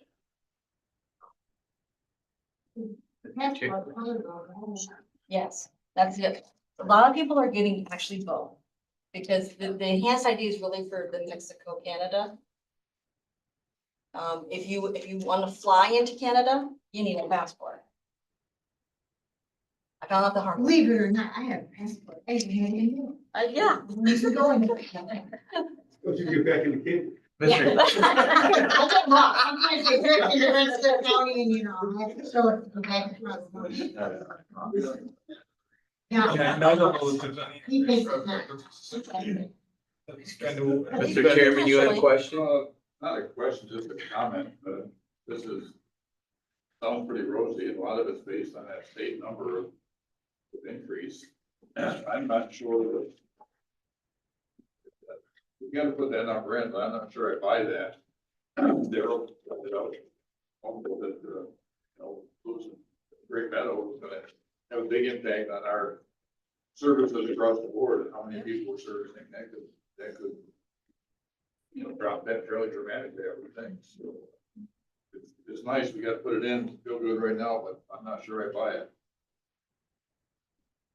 It's hard to say. It's hard to say. They have the numbers. They also sent us the numbers of the increase on the licensing for this year versus next year. And they know when everybody's, stuff is expiring. Here we go. So this year, the number for Washington County of just driver's license renewals, 3296, so 3,296. Next year, 6,986, so more than double. The year after, 8517. The year after that, 8816. So the projections are, that's what they are, projections. That's what we all come here for, is projections. But Who gives you those projections? the state, State. yeah. Lisa, are we still getting the auto dealers coming over from Warren County? Well, I don't want to share too much while we're on the Zoom, okay? But we can have that conversation after this meeting. And I know that there has been talk about them persuading them not to, but it's not gonna happen. Any more questions? You're welcome.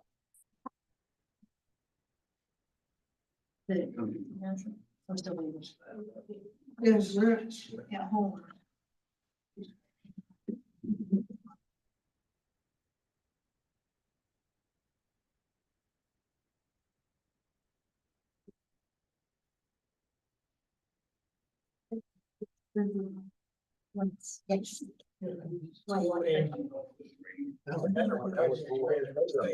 Yes. For to use this money. Oh,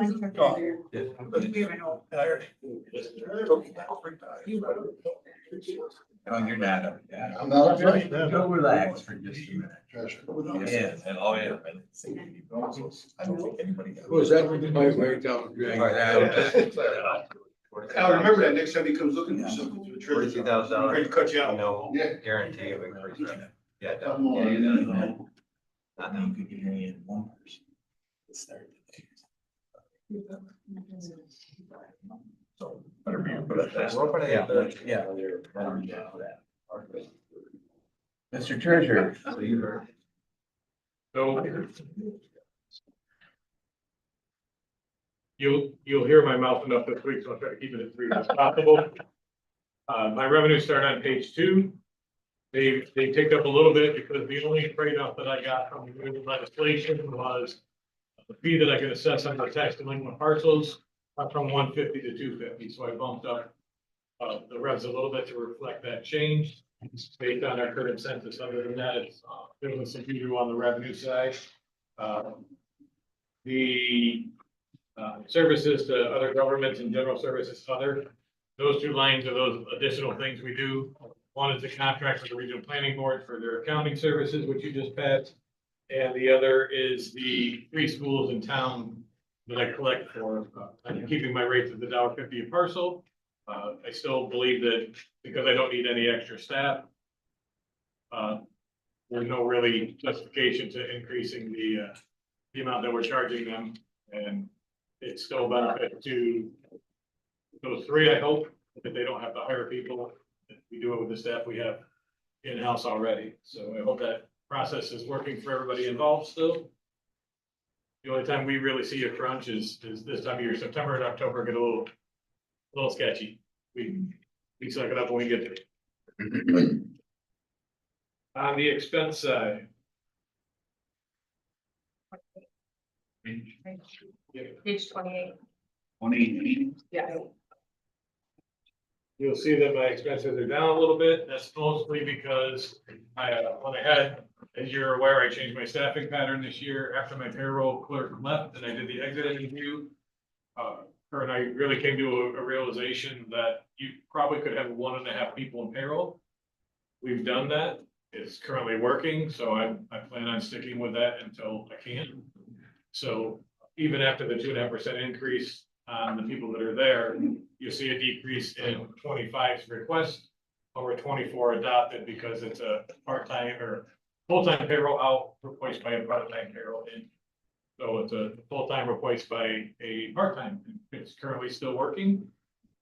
Knock on wood, it continues to work because I don't mind budget going down. We started just a brief history for the people who are new or selective amnesia. I used to have 13 people in my department. I now have 8, 2 of which are part-time. So we've made significant cuts, but we've been able to do that because of the investment you've made in the IT. We have so many efficiencies now. And we were one of the few departments that had a little silver lining during COVID because it really taught us a new way to do business with the public. And the public has embraced it. We've embraced it. And it's allowed us to keep our man hours down. So we're one of the few maybe that benefited from having to not say because we've always done it that way. We had to look at new ways of doing business. My travel plan for next year is not different than any of the years before. There's 2 NICEAC conferences, one in the spring, one in the fall. Only one of them is an overnight. I have a finance school in May that's 3 overnights in Syracuse. And I have a New World Conference for my deputy that goes with the IT and the purchasing. So I have 3, she has 1. That's pretty much our staff development training for pretty much every year. It stays pretty consistent. I have a couple of different memberships, but they're only like $50 a piece. They're included in my budget already. Those are the only actual travel items, and the ones that I can go to on a day trip, I do on a day trip. There's only the 3 that have to be overnights because of the duration and location. Is there any questions on the budget as requested? So I will tell you that it's, as much as I hate to do it this year, I do have 2 staffing requests. One is because I've worked with Danielle on the duties of one of the people. As I told you, we went from 13 to 8. One of the ways we did that is we had 3 principals. So there was basically a principal in accounting, a principal in payroll, a principal in tax collection. We now have 1 principal in the office. So we've got less chiefs, more Indians, right? But in order to make that work, my principal now is a principal in accounting and tax collection. My senior payroll girl took over the payroll side, but the principal that's there now really is doing what the 2 principals used to do. So reviewing that with Danielle, I was respectfully requesting it to go from a 15 to a 17. The cost of that's around $4,500. The other thing is I have my final 7-hour holdout has agreed to go to 8 hours starting July 1st. One of those things where when we started moving to 8 hours to make the staffing pattern work, I didn't force anybody who was already here because when they were hired at 7 hours. So it was always the current employee's decision whether they were 7 or 8. But as they left, I replaced 7s with 8s. My last 7-hour employee is ready to go to 8 hours effective July 1st because their family situation will be changing with the graduation of a child. So that'll put my entire office, except for the 2 part-timers, at 8 hours. The total cost of both changes is about $8,900. Again, I respectfully submit that, and what you do with it is up to you, but those are the things that I've identified to finish my staffing changes for the foreseeable future. And you've decreased it in the, Yes, sir. in the past, right? And like I said, I went from a full-time to a part-time this year. It's just reflected in. So my net cost so Brian and I really, when we look at the budget, we don't look at rev and expense. We look at the revs in relation to expense because the net cost is what actually drives the fund balance and levy. So my net cost to the county went down 21,276. So that's really the bottom line of my request. Questions? Thank you. Thank you. Now, man.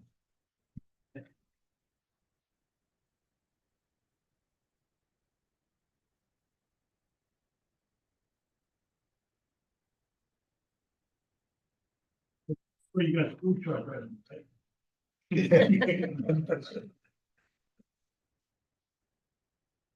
Page 5 is. So we want to start with parks first or building ground? Well, what do you want? Parks, get those, what's that? Get the parks out of the way. All right. Okay, What page? Five. You live in Park 17, right? 17. 17 is the revenue.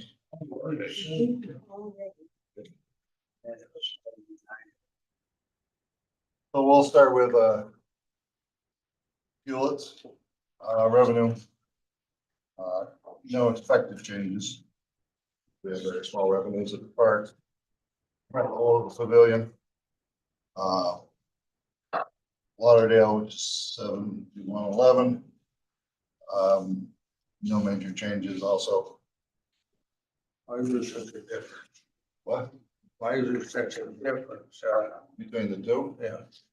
We also charge for parking at Lauderdale. Not a, Why is that? it's, has to do with the language of the deed that we received the property in Hewlett's. Usually says a deed restrictions. Yeah, Okay, thank you. all right, so then we'll go to 78. It's a nice neck of the woods. It's Matt, just not belabor $2,000. What was the difference in, if you took parking out of Hewlett's or of Lauderdale, would it be about the same? no, we rent, Lauderdale is booked much more frequently than Hewlett's. The Okay, amount of reservations is also quite higher. thank you.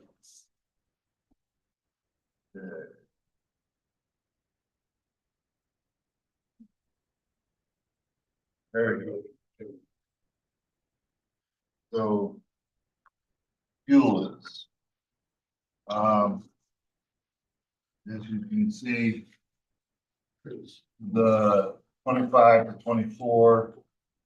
What that is it's just a more accurate number. We increased the pool of lifeguards this year, and we had increased the pool by a small number before, and we actually budgeted for every position, which isn't true. That's not the way it was agreed upon. We increased the pool and keep the budget the same.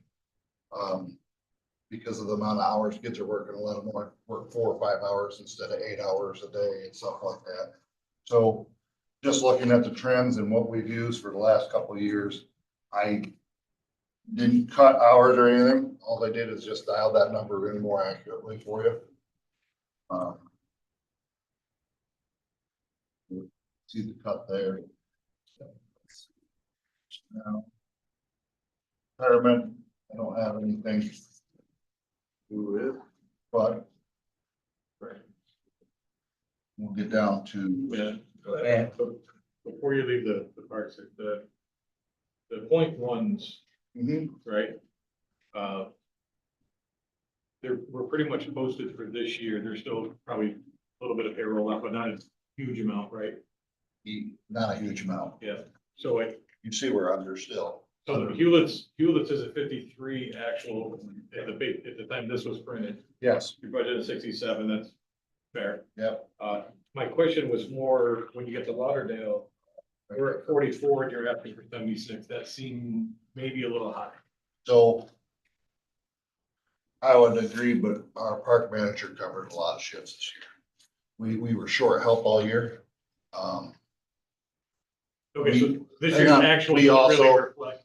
Right, we also shipped Hewlett's lifeguards to Lake Lauderdale, so it got billed into the Hewlett's side instead of the I mean, Lauderdale. both parks are down, which I appreciate. It just Yeah. looks actual. There, yes, it's a double fold, and you're right. Okay. I just hadn't gotten that far down, skipping that far yet, but The reason why that is like that is because one, our manager covered a lot of shifts and You went from 2 to 1 at one point during the year, and then he just made it work.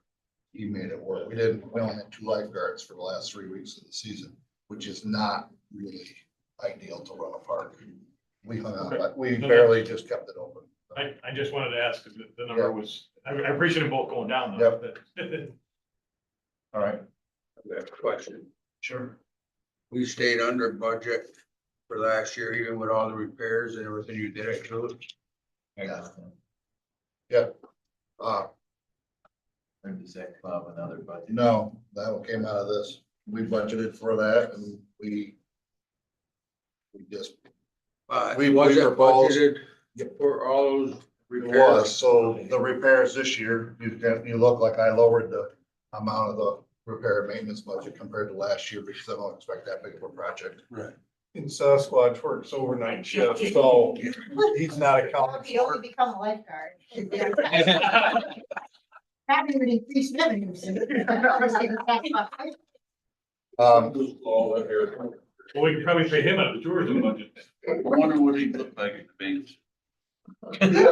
Only you, Dean. Us up there, we don't use man tools, Dan, you should know that. Yes. We do, plan on for a project up there this year, finishing the, the cabin where we went through the floors were rotted, redid the kitchen area.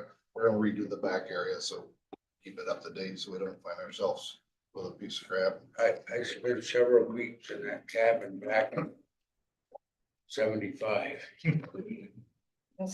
74. Stop there. In 1970. Yeah. Yes, did you say 19? John, were you squatting?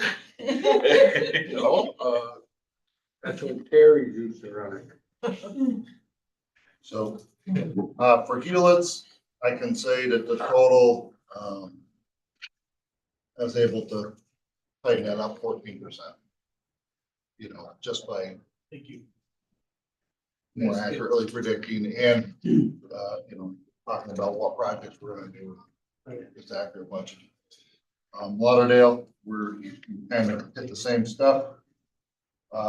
Lifeguard stands we need, so I just budgeted for some, equipment down there, which stayed in the same line as I would budget every year. I just labeled out what we were gonna be working on.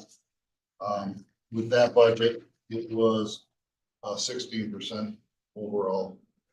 Brought between labor and materials for those two parties. So, go ahead. Yeah, one question on actuals. Yep. Your burn rate's looking pretty good to budget. What's the? What are you waiting to pay out on Lauderdale?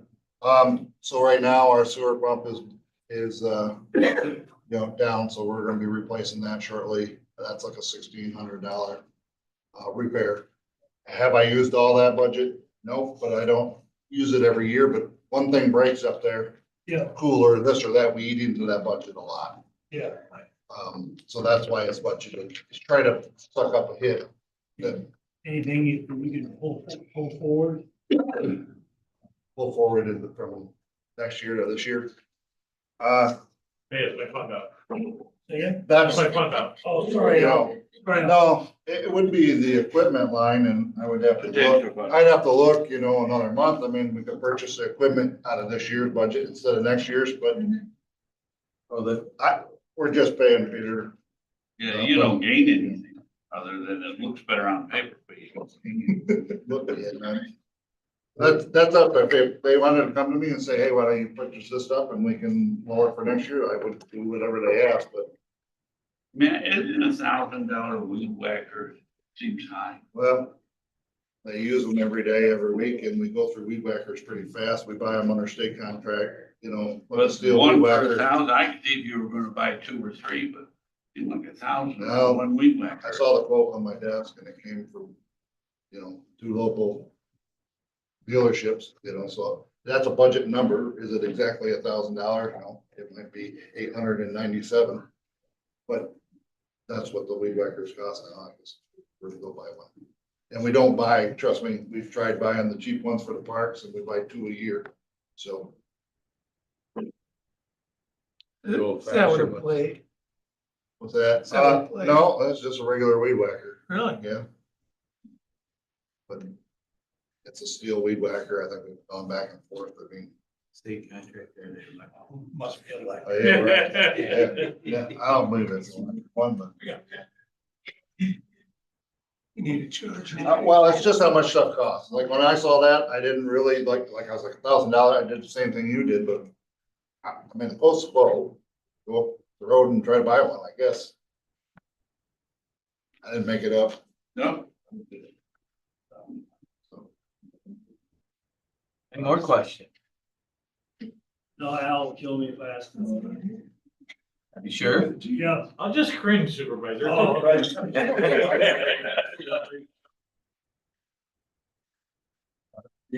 Now, back to Yeah. printed on 2 sides. Flip them all the right way. Okay.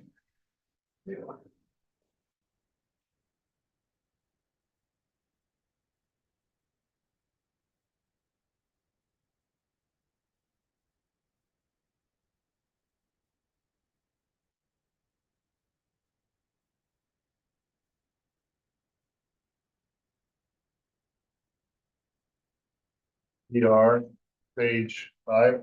Yep. You're about. Page 5 will serve the revenues. Nothing out of the ordinary. Co-op, public health.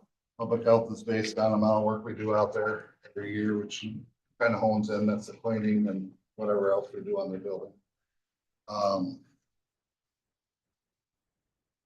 WIC stays about the same thing, based on a Mylar report that we do every year.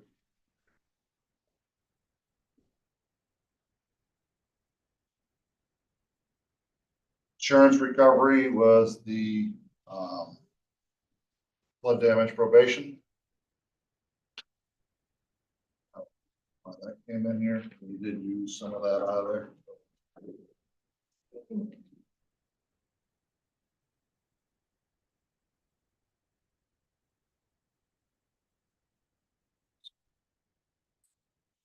Port facilities, that's every year they give me a list of projects they want to do in the courts.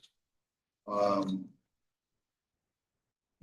as we complete them, we get a certain percentage, like 25% or 25% or something, you know, depends on the project, how much we get reimbursed, but they give us a list of things they would like done every year. And I go through them and say yes, no, or, you know, we can't do this or can't do this year. But that's why it goes up and down. The standard cleaning rate is about the same every year. Anything goes up is our projects. Right now, my guys are doing a project over there, so reimbursement for that. Sam, Yeah, this is probably a question for Brian, because you probably know it better than what Matt would. So on the real property, public health, is that, any of that reimbursable from the state, or is this just one pocket to the other? You know? The one part of the other. I don't think they is. Yeah, okay, thank you. I think that public health and WIC are funded. So the money that public health and WIC pay him Right. come out of state aid on their end. That doesn't come out of there. It's reimbursable to them. So they pay Matt and then put a claim into the state against their running source. So they do get, we do get In their money department. back. Those departments get state aid on their end for the money they pay Matt, yes. Okay. It's not an interdepartmental revenue, it's an outside revenue. Okay, that was my question. Yep, That's coming, that's where it's coming. Okay, very good. So that's like 53,500 is budget neutral, really. That's No. correct? Say no? no, they're getting money from the state for that. That's not coming out of theirs. well, that's what he meant by budget neutral. In other words, it's not taxpayer Budget positive. money, it's gonna It's be budget state. positive, Right. right, budget Or positive, neutral. not neutral. No, not neutral. If you No. spend it and the state gives it No, back. no. I think what he's saying is DSS or public health, whatever it is, they submit for what they need here and it gets paid, but it didn't come out like, it's not like the state gave DSS $10,000 and out of that, they had 5,000 for their department and 5,000 for him. They gave him the 10,000 they needed for their department and they reimbursed everything Matt did, total separate reimbursement. So the way it can be budget positive, Dan, is I've employed these guys. If they don't work, do anything for them, we don't get any money. So sure, maybe buying a mallet or this item is a budget neutral because I bought it and get reimbursed. But all the labor we've already budgeted for, so it is a positive to the budget. Because I could have them working in this room and we get no reimbursement. I see what you're saying, yes. Right, we get no. You're What's that? making money for us. Go ahead, keep doing it. Well, we'll get to that when we get to the next part of it. You guys are good. You guys always get just a few lines ahead. Go out. All right. Now, I think that's it for the revenue. 37 at the bottom. 37, gotcha. Yeah, why is there a decrease in your regular earnings? I guess that's a surprise to all of us. In the regular earnings, because I had quite a few retirement. I had 2 last year, which. No. Let's just remember. I mean, we went over this number a lot of times. Don't worry, we gave it up on retirement. So.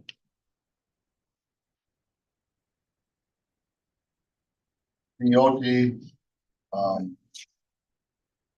I did just knock it back 10,000, you know, due to the, we got asked to, try to clean up our budgets and try to find 3%. I just used what we looked at, you know, what we had been using, what my forecast was for this year. And went from 60 to 50. I raised it to 60, I think 2 years ago. We haven't touched it. We have a big snowstorm this fall. We'll have that discussion that is not covered, but you know, if we're looking to try to find some money, this is like tighten up. Is that the predominant? If you had to project out where your OT was gonna fall, is it mostly snowstorms or is it? Snowstorms are probably our biggest OT. Yep, oh, I do know The that. other stuff's unpredictable. Something Right. breaks or. Right, that's unpredictable, but the snowstorms are the major The part. major factor. Right. in that. When something breaks, 1, 2, maybe 3 guys come in. When it snows, everybody comes. So. Okay. And You've looked at that over the past years and it looks like that's a good acceptable risk right here. I just trended it. That's really took a 5-year trends. You know, understand, but maybe I can cut a little bit up. Clean it up. And we get Brian to buy a damn truck. Is that the actual amount? What's that? The actual amount on that line, probably did that include, emergency, like the probation? Oh, yeah. Yep. So anytime there's that would fall on that line. Yes, yeah. Anytime there's anything. It's still. We do spend a lot of overtime at the jail. That's just the nature of the business. It's a 24/7 operation. You know, so that's one location we tend to. Find out. Now. Sure, I get on the right page here. On 43. 38. 38. Carol's me after this. Last page is 43 with the crucial. That's why it's 1,300 and that's 100,000. That one must have the blade. It's a different wrench than we. Well, 300 more. Hey, if you can buy a whole chainsaw for 800. I'm picking on you, Matt, but. Well, I get these from, I say to my crews, whatever you think we need, and they give me a list this long, and I X a whole bunch out, and I say, this is, you know, I make them do the same thing you're doing to me. Tell me why you need this, and they usually give me a quote right from somebody local, and I just budget that amount. We spend 1,300 on it. So we could save at least 300. You really want to? Whacker. Go ahead. That makes the budget this year, we can do it. Well, I I'm all for it. Yeah, Hey, I better just get back to chainsaw. so Hey, this is why I hate itemizing this stuff, because I'm gonna bring it to you here anyway, but it's really, you're buying the stuff under state contract, so whether it's 1,300 or 1,000, most of the time, I don't have any say about it. You've got quite a lot in your office equipment. So office equipment, the amended budget included some of that transferred money from the revenue. Insurance revenue, when we were buying probation furniture and everything.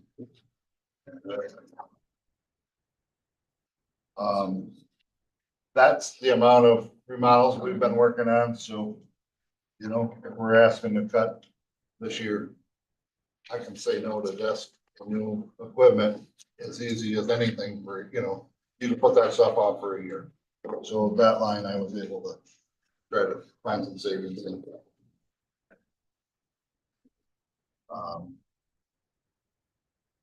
As you can see, really, I budgeted 20,000, this year I dropped that.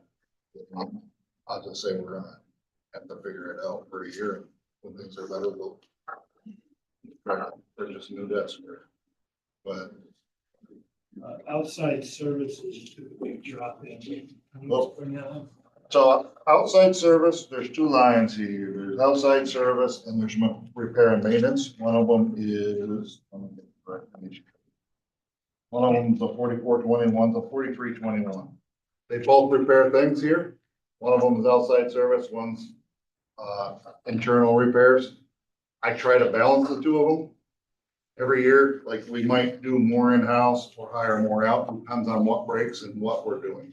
So that's just kind of a forecast, but I look at those two lines together as my total, you know, repair budget. But we separate them out just so we can try to figure out what I'm doing in-house and what I'm doing hiring out. And my crew almost dictates that, what strength I have at the time versus what strengths I had last year when I retired. That just flip flops a little bit. One now might be stronger in remodeling and building things, a little less on fixing motors, you know, so you might have an outside contractor working on a furnace, but we don't have we don't have an outside contractor doing the wiring for our remodels. So it's just a balance. I did cut that, and this is gonna go back to trying to maximize all the projects that are reimbursable versus the ones that aren't. So if there's more work to do in parts where it is more reimbursable, our hours are already there. If I'm not buying materials, or if I'm doing something for a lead that's reimbursable, I try to concentrate 1 year on those projects. I feel like, you know, the bottom line of us spending money that isn't reimbursed. It's good principle. I can only do that for so long, you know. But if we're looking to maximize this year, you know, that's a way I could find another 50,000. Try to do it. I don't want to jump all around on here, man, but are we still eating Olive Street? No. No, Looks like they had a fuel bill in here for it. really. They did, Mr. Ray. It is, it could be and if there is, it just could be, you know, all the 322, it could have been a 321 or we have such in there. Okay.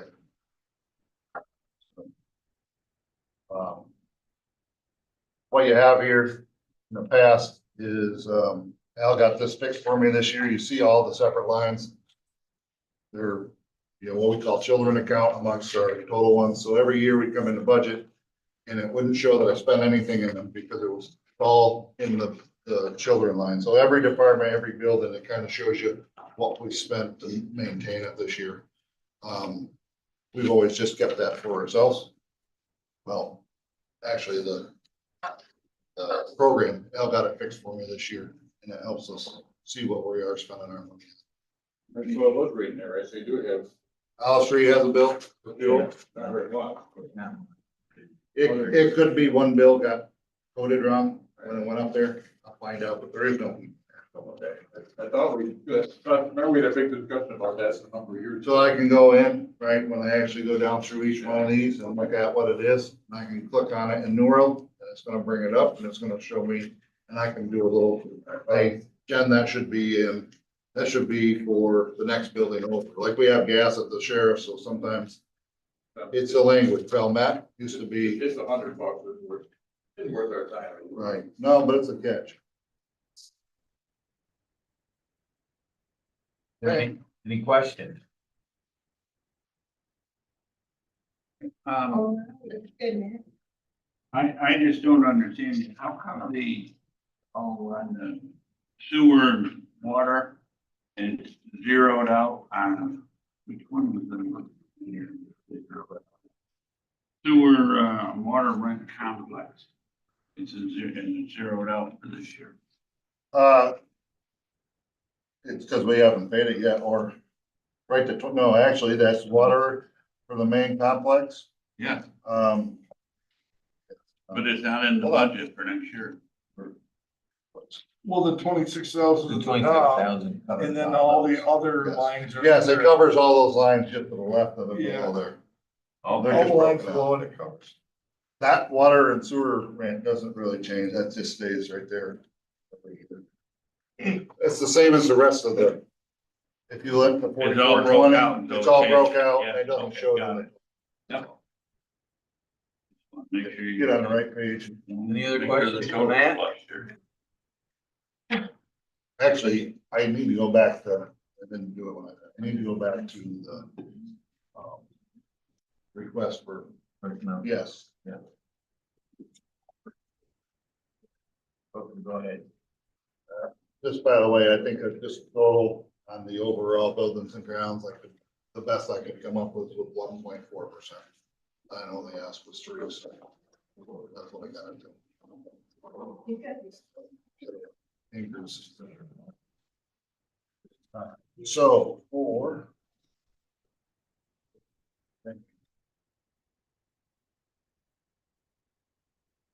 We're gonna go back to parks quick.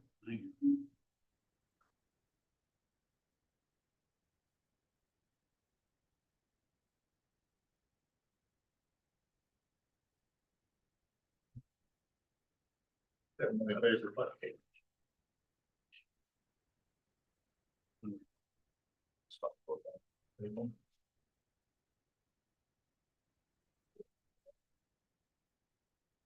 Fucking staple over there. For the parks, this year I was looking to move lifeguards from grade 6 to a grade 8. The base salary at grade 6 is 1748. The new base would be 2012. Senior lifeguards would go from a grade 7 to a grade 9. And they would increase the starting pay from 1877 to 2148. And the park managers, right now they get like a stipend to salary. They would go from $10,506 to $14,506. Now, the reason for this is the state increased all their lifeguard salaries, but just over a year ago, 2 years ago in the middle. They started training, paying for training, which we kind of caught up with and we're matching. But we're struggling to get lifeguards when they're $3 an hour more, just at a local beach next door or not with, within driving range. So that was the push for it. What we do have, and I agree, this is a 1 year. We don't have it yet. I applied for the swim grant, which we talked about, which the state's idea was to increase salaries. That was the biggest thing when we went through, is to increase the salaries. We increased ours. We want everybody to increase theirs. More than likely, it's a 1 year shot in the arm. They've allocated 25,000 for Washington County. I haven't heard back yet to say, yes, we got it, but we're the only ones, that have applied. We did discuss this in government ops, the effects that it might have on town beaches and such. And I think Sam brought that up, but this is what I'm looking to do for the parks this year. That's not in the budget. That's not in the budget. And what happens if we don't get the grant? If we don't get the grant, when we've increased our salaries and, you know, we've helped retain our lifeguards. You know And what keep that our in parks total open. is? The grant total is, now this is an estimate because we have, you know, a certain dollar amount that we budget for lifeguards every year and not necessarily hours. So it's a little bit difficult to predict, but me and Danielle worked on the numbers and it was like $25,388 would be a pretty conservative, view. That would be for the lifeguards, 7,000 for the seniors, 4,000 would be for the, lifeguard managers. You know, given your experience with shortages, just seems to me we gotta do this. You know, it's my suggestion. And and I know this isn't a gut year, but this is what, you know, this is what I'm presenting for increase. Okay, where's that figure with your 1%? Or so That was, those cuts were 16 and 14 for the parks. So if you, the numbers actually are the other day, I didn't for you, but I would probably guess you're close to a wash of what I cut, you know? Yeah. That's not a firm number, but I didn't want you to, I mean, yes, it is a wash overall. But it's two different things. This is a complete cost going forward because we're gonna give them the salaries, whereas my annual repair and maintenance budget could go up and down if something happens at the park or vice versa. So yes, it's a wash, but it's not a guaranteed wash. We can also cut their salaries next year or year after if we don't get a grant. right? Well, I've never seen the salaries cut. you know. It would. Brian, when we give our employees a 2.5% cost of living, does that apply to part-timers like this? Usually, yes. Yeah. If you're in the grade salary, so what didn't get, what hasn't gotten the 2.5, or maybe it has, but the park, a few years ago, we upgraded everybody. The park never got upgraded, I don't believe, right? When we did all of, like, almost the whole county with the grade, The $2 raise? we did, and then I got buildings and grounds up, but I didn't do parks. I didn't do the parks at that time, right? Yeah, we may not. And then the managers have been kind of stuck. So we ran into a problem this year, so I had to let go a manager in the middle of the season. So that's one of the reasons why the thing was down. And I had a senior lifeguard who's been there, so I had some seniority and everything. She's a great employee, been with us for a long time. And I couldn't promote her to manager because she'd make less money than the manager, Right. you know, at her hourly rate. So The lifeguards Got a little are on the bit. Title like grade. they are, so would've they got gotten that. Right, just So the park manager that The may park not. managers, because we went from 2 to 1, back to 1. And, you know, in this trend, we kind of, you know, we've got to the point where they're making really less than a senior lifeguard that puts in good hours, you know? So I couldn't promote her, which gives us a problem with the Department of Health stuff, because you gotta have so many people, like I couldn't promote, because I didn't have another spot for a senior lifeguard, but I don't want to give her a demotion. You know, so we should have one person, you have to have either a senior lifeguard or a park manager available at the park all the time if the hours are open.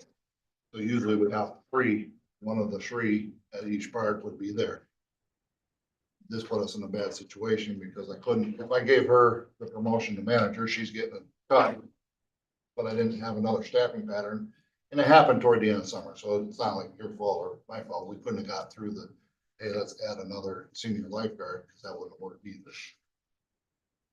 So it left us with 2 senior lifeguards to cover, you know, for the manager, basically, even though she did the manager duties. So Matt, in the $25,000 potential grant, can that be applied to park managers? Yes, anything to do with salaries. Really just. I have a list of things in the grant, you know, obviously when I was writing it, I mean, they really wanted to see the labor part of it, but I want to make sure if they didn't put, like if they didn't approve one part of it, there was more, just to maximize the 25,000. That's all. Any other questions for Matt on his budget? Matt, you've got updates down here. We'll give you about Well, 60 I, seconds. well, I'll ask that, well, the next thing that was in for personnel, sorry, Oh, sorry, I because we thought went you were back to done. parks, Okay. was building grounds, and you'll see that I had put in for a raise this year, for a significant raise. I was told I shouldn't, but I did anyway. That's a $10,000 raise that I was asking for. And I've heard different reasons. I don't think I probably have a lot of support for it. But the scope of work, the amount of work that's, going through in my department right now.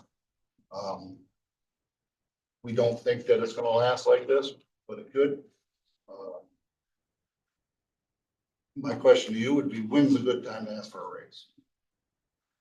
Because if it's not now, when is a good time? Next year's not gonna be. I've sat here for 7 years. Every year we get told, well, it's not a good year. It's not a good year, not a good year. So I've sat through hours of COVID, right? You guys gave, what do you call them, stipends to certain people, not others. So all part of that. I'm working a lot of hours, so I think it's time, but that's up to you. I'll leave it at that.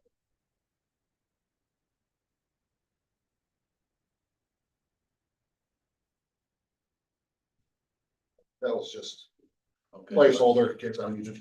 All right. Any other questions? Thank you, Matt. Yep.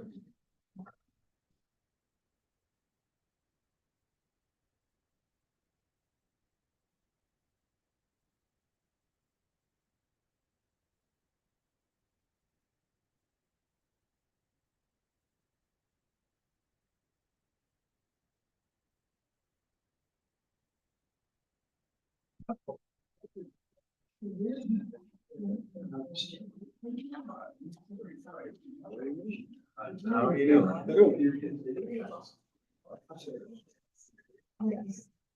Yeah. Okay, what page are we? Five. Five?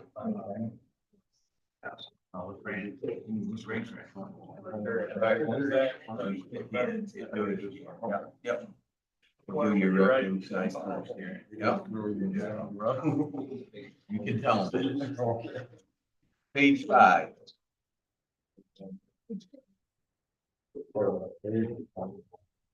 Yeah.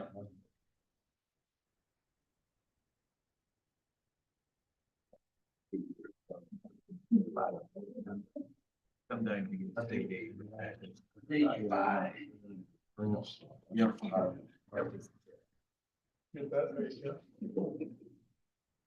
So you don't really have much any revenue.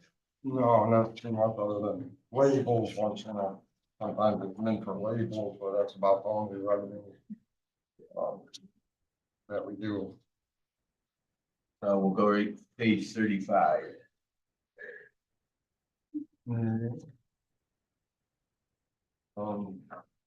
First, I'd say this year was big with a presidential year, so we had the extra primary.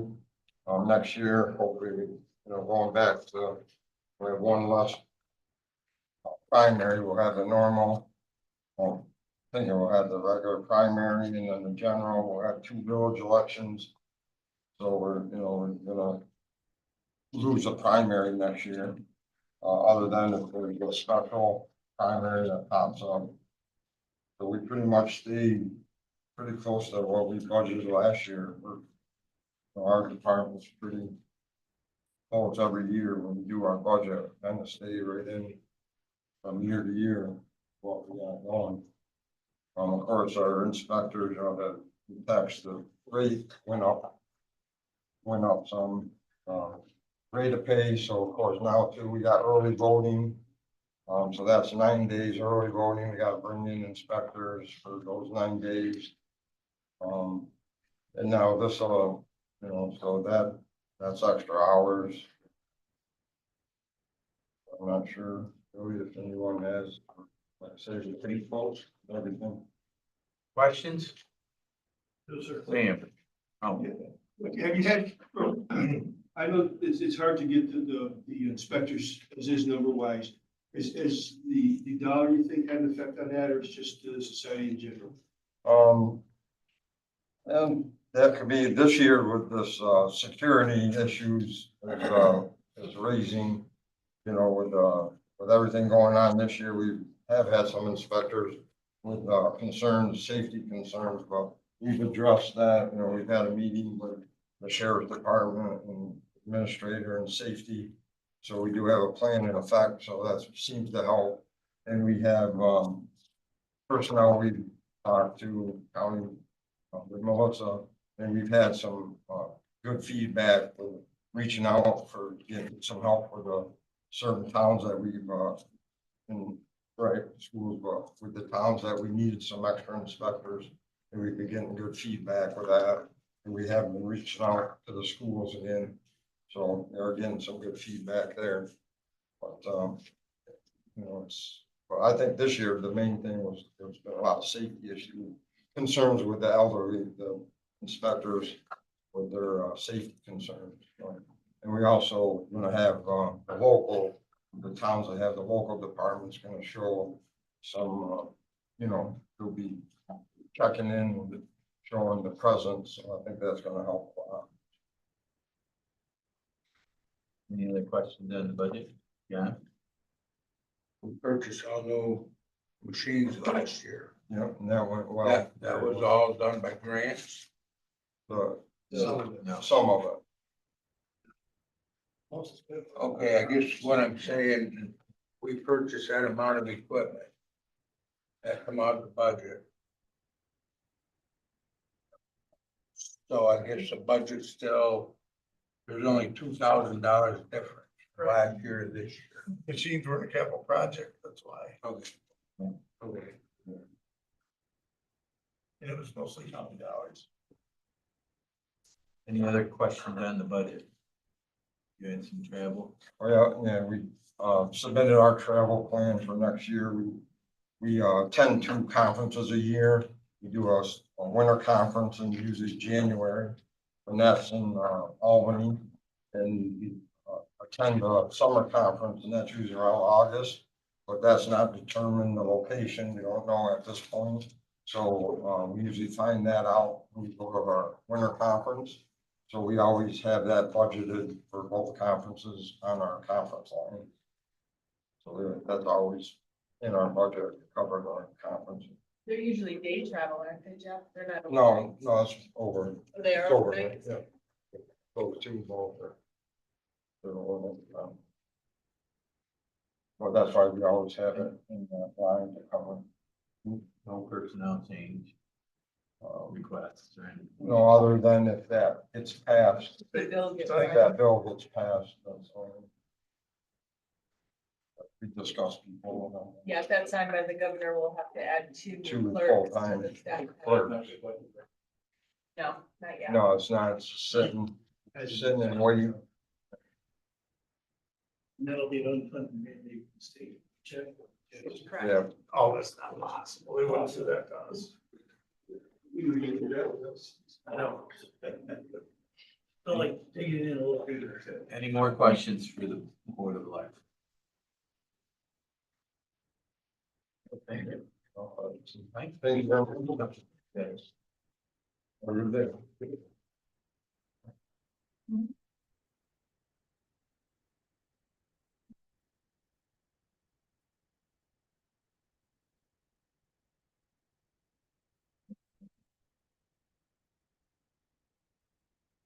One other. Deb just handed this to me before the start of the meeting. The County Republican Committee has put forth Don Ward as the new Republican side of the Board of Election Commissioner. And there's some time constraints and whatnot. Since it's been filed, Dan will explain that. I asked him to do this. All right, the relevant section is section 3-204 of the election law. which initially states that at least 30 days before January 1st, and commissioners to be appointed the chairman or secretary of the appropriate party committee shall file a certificate of recommendation. That has been done. Then we get to, basically, you have to vote on this between now and January 1st. The potential issue could be, and I preface this remark by saying, over the years I follow local matters, I've never seen a recommendation not be followed. But there's a possibility that it could. And just for that, states that the legislative body shall fail to appoint any person recommended by a party for appointment as a commissioner within 30 days after the filing of the certificate of recommendation. The members who are the legislative body or members of the political party which filed such certificate may appoint such person. I'll be honest, I'm still researching that issue. I've never seen a matter where we've had something in a public meeting at which not every member of the legislature votes on a potential resolution. Be that as it may, that's what the law says. In the event that there is a failure to appoint after 60 days, a new certificate may be filed, which must name a different person. One other proviso to that is that if you appoint someone who is not on the certificate of recommendation, that person will hold office until one of two things happens. Either A, they are removed by an action of the Attorney General, which would usually be for malfeasance, criminal activity, etc., or the board acts on a new certificate and appoints a person who is named in a subsequent certificate. So at this point, I wasn't here the last time that, well, I wasn't here sitting in this position the last time that either commissioner was appointed, so I do not know if we follow the normal process of approving, sending personnel, etc. The law doesn't seem to indicate that needs to happen. But as I said, there's a lot of people who've been in these rooms longer than I have that would know previous procedure has been, so whatever we did follow previously, I would state that we do. But that's the general overlay of things as they currently stand. Yeah, go ahead. If it went to the, that seems completely bizarre, if it went to just the Republicans on the board voting on somebody else, would that be weighted vote, or would that be? It would be a majority by weighted vote based on the rules By weighted vote?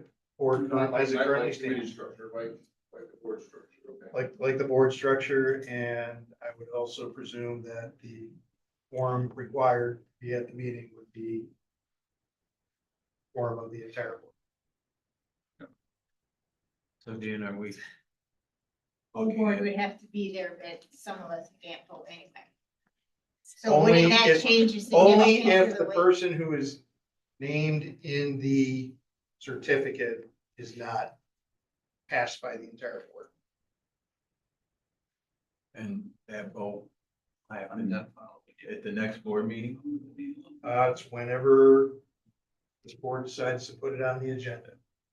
But it has to be board supervisors meeting. Yeah. It is the board's, Full it is a board. board appointment. It is, the initial vote is by the entire board itself. If for whatever reason, the person who is not named in the certificate is not appointed, if that meeting is held within 30 days of the filing of the certificate, which I presume was filed this morning.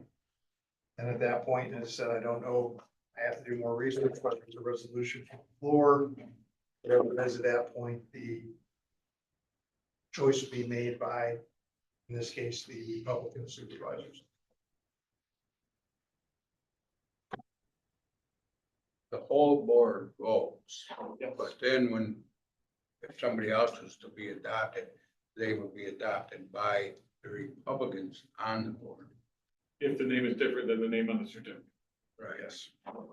But Because you to could- start with, the We've whole actually board had it, we've actually, just to kind of carried out one further, because we've actually, I think, had this situation before. Let's say for the sake of argument, all 17 members of the board happen to be Republicans. And the Democrats go to appoint their commissioner and Republicans say no. There's actually a procedure at that point that says within 30 days, unless someone else has voted, that person who was voted down becomes the commissioner. So, as I said, in my following of things like this, I've never seen a committee recommendation not be followed. The possibility is there. You'll hold their hand. Cross. No. I will do the best I can. So in the first round, is it 17 votes? Yeah. Or is It is weighted 17 supervisors voting and majority based upon a weighted vote. For the carries first the one, day. it is weighted. I wasn't Yes. sure if both of them were weighted. I believe I'm they just trying to would decide both where- be weighted after that. I've seen nothing that says it becomes one person, one vote. Can you just repeat the second phase if the first phase does not pass? Okay. The second vote has to occur or should occur or will. The occur? second, if there's going to be an appointment of someone who is not, or I'll try to read the language again, so hopefully it's clear. All right. Commissioners of elections shall be appointed by the county legislative body, which in this case is us. Provided, however, that if a legislative body shall fail to appoint any person recommended by a party for appointment as a commissioner within 30 days after the filing of a certificate of recommendation with such legislative body, meaning the 30 days of today, basically, then members of such legislative body who are members of the political party which filed such certificate may appoint such person. Okay, so what's that mean? Basically means the first vote on there'll be a resolution saying So-and-so. person X is hereby appointed the Republican election commissioner for a term commencing January 1st, 2025. And it comes to the board. It comes to the board And it doesn't pass. and it doesn't pass. So you got 30 days from Wednesday, This was spot which was today or yesterday, you said? Yes. today. Today. So you got 30 days from today. You have to do it within that 30 days? If it is going to be solely by the Republican members of the board. Of the board. So what would you have to have a special meeting? You could call a special meeting, or you could, presumably pursuant to the rules of the board, bring a resolution from the board. Bring a resolution. It's the same. With another The name. floor, in the same Yeah. meeting. In the same meeting. But at a different meeting. It doesn't have to be at a different meeting if you bring separate resolution to the floor. Dave, But Oh, you immediately after. you need a 2/3 vote to put that on the floor. Is it 2/3 vote of the Republicans? or the 2/3 vote of the board according to the board rules. Oh, boy. But then only the Board has to vote. Republicans vote. Correct. Wow. I don't make the rules. I'm gonna do the best I can to make sure that Yeah. it works the way it's supposed to. The Republicans vote for the resolution. Republicans vote for whatever If it's a resolution is second. brought up. The second. Either way, that's. Everybody votes. That's coming to the board of Yeah. supervisors, not here. Okay, just clarification, Dan. Yes. If the Republicans bring forth the same name again, They can do. okay, that's why I want that doesn't make the person ineligible. Correct. They just eliminates the opposite party. The person From only having becomes the same. ineligible if after 60 days it still has not been appointed. Then the party committee would have to file a certificate with a different name They would have to. if it's after 60 days. Okay. Well, this is. No action kills it. Are we all set? I'm adjourning government apps.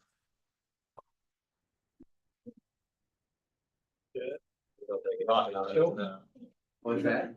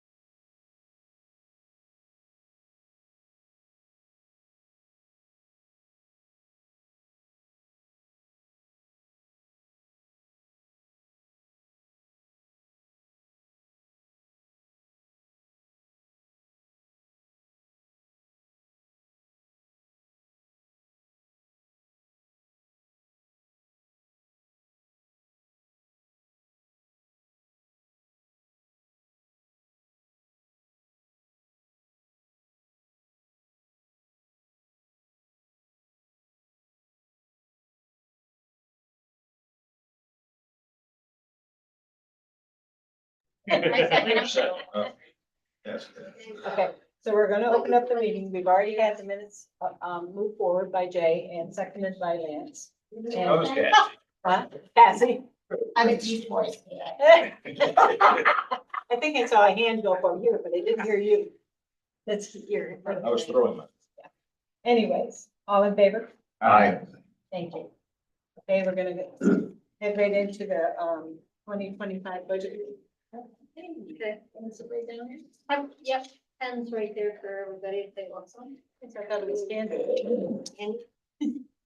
Lunch. No, oh, sorry. Next time we'll bring candy. So, I'm assuming you all have our budget request in front of you. Yes. We're asking for 2%. We were advised by our supervisors and the board. And just a couple of the bottom line, the revenue, the state grant administration technical service fee. That tends to be a fluid figure. It's a little low this year. But we also have 3 large grants that we're working on, and depending on when they close out, depends on when we get paid. So that figure could go up. Or it could go down if they get extended. We have a pretty good increase under the expenditures of personnel and employee benefits. We have a young man that we hired last fall part-time. He's impressed us a great deal and he's back at school, and we are proposing to hire him full-time if he will come back. He's coming back after graduation. We would like to add him as a full-time employee, so that will be an added position in for us. But it would increase our earning potential from state funding quite a bit. Just a kind of a bit of a wrap up of what we've got going on. We have 3 large grants under construction. We have 10 grants that we've secured. We're gonna be doing an application later this year for a large manure storage. We were able to secure some funding to help the town of Hartford with their Hastings Road culvert. In the amount of $34,500. To date, we've been out on about 50 landowner assistance site visits. They can be anything from, what do I do with my land? Should I be cutting trees? I got weeds in my pond. What should I grow here?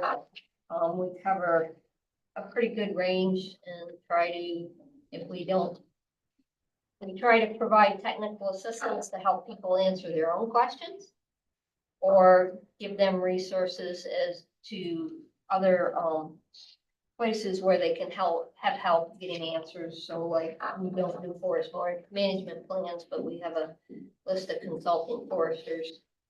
And that's an area we're looking to try and increase some of our assistance with, because there's quite a lot of state funding coming into that arena.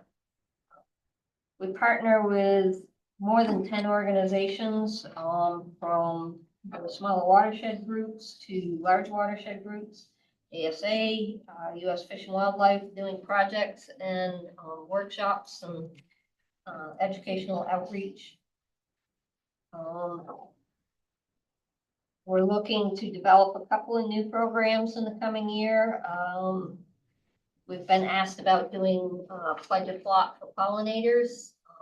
Saratoga County and Warren County, our neighbors, do that, and we've had some interest from our own county residents. And it's, you know, somebody decides they'll give up mowing a certain portion of their lawn, and we will buy the seed for them to do pollinator plantings.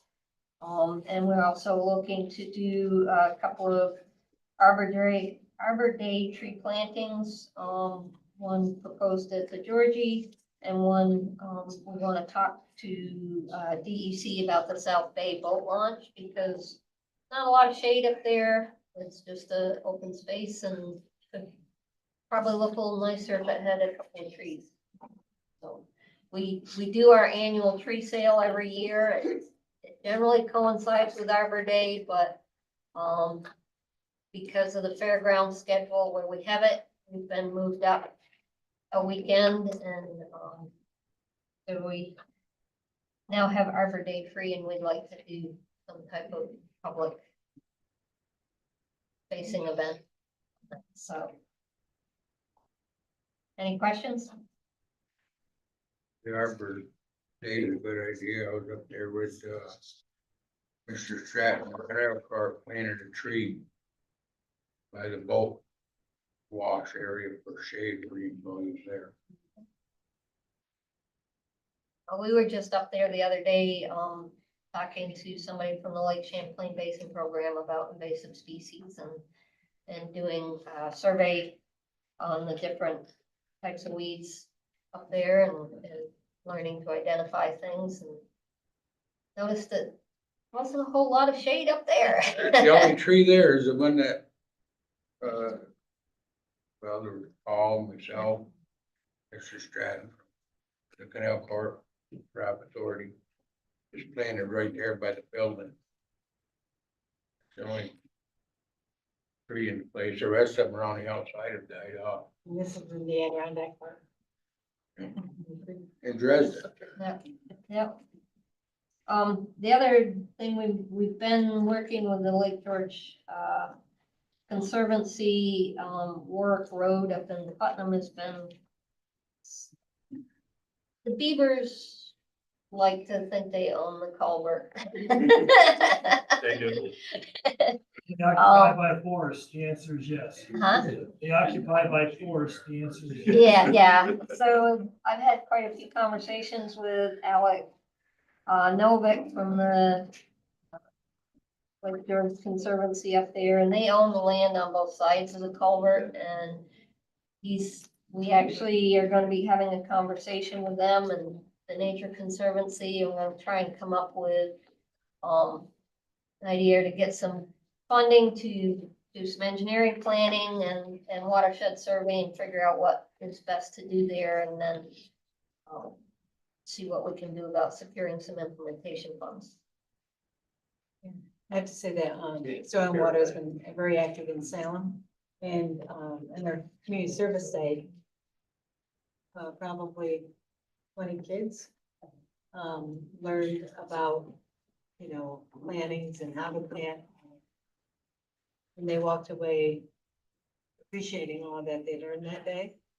And so a big shout out to Soil and Water for doing the invasive species, the Georgie, and also on Saw Hill, where there is an educational walk for learning. And, so not only the educational part, but also with the erosion control. And looking at invasive species at the Georgie, because there's a lot of them. And we first have to identify what they are. So thank you. And any other questions on this budget? Yeah, at the very bottom of this handout, it's got, total revenues minus total expenditures. I'm assuming you have a fund balance, I don't. know We what do it- have a fund balance, How much is that, so?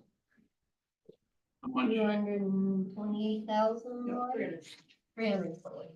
320,000. But tell me if I'm right, Dwayne, but some of the stuff, they can't budget some of the stuff that's coming in. You need cash flow because the reimbursements don't come Right, back. right. Yeah. Right, Yeah. right, yeah. So at the end of the day, they may be on the positive side, but it's.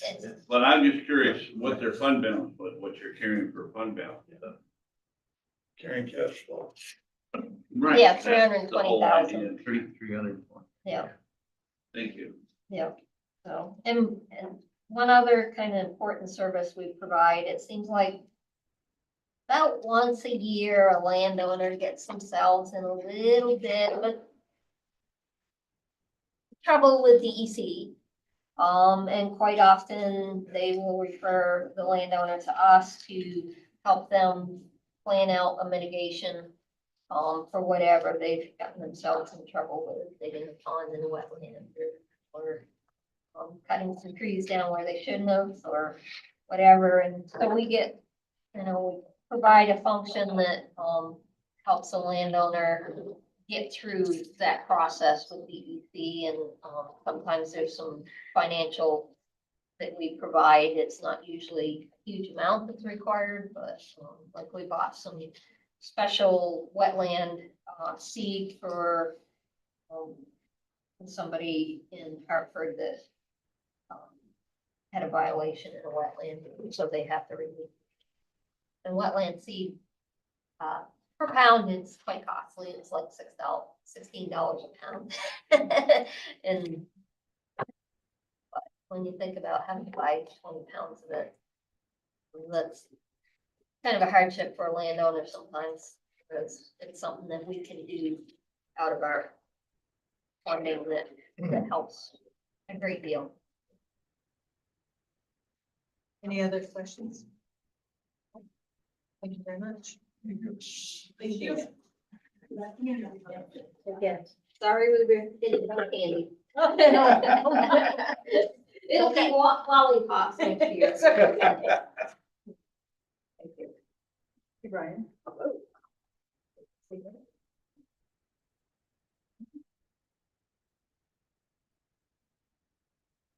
That's the detailed budget. So Brian, no pressure, you've been here all day long. I can be quick. I don't have a 3% decrease. We're not picking up, you get by.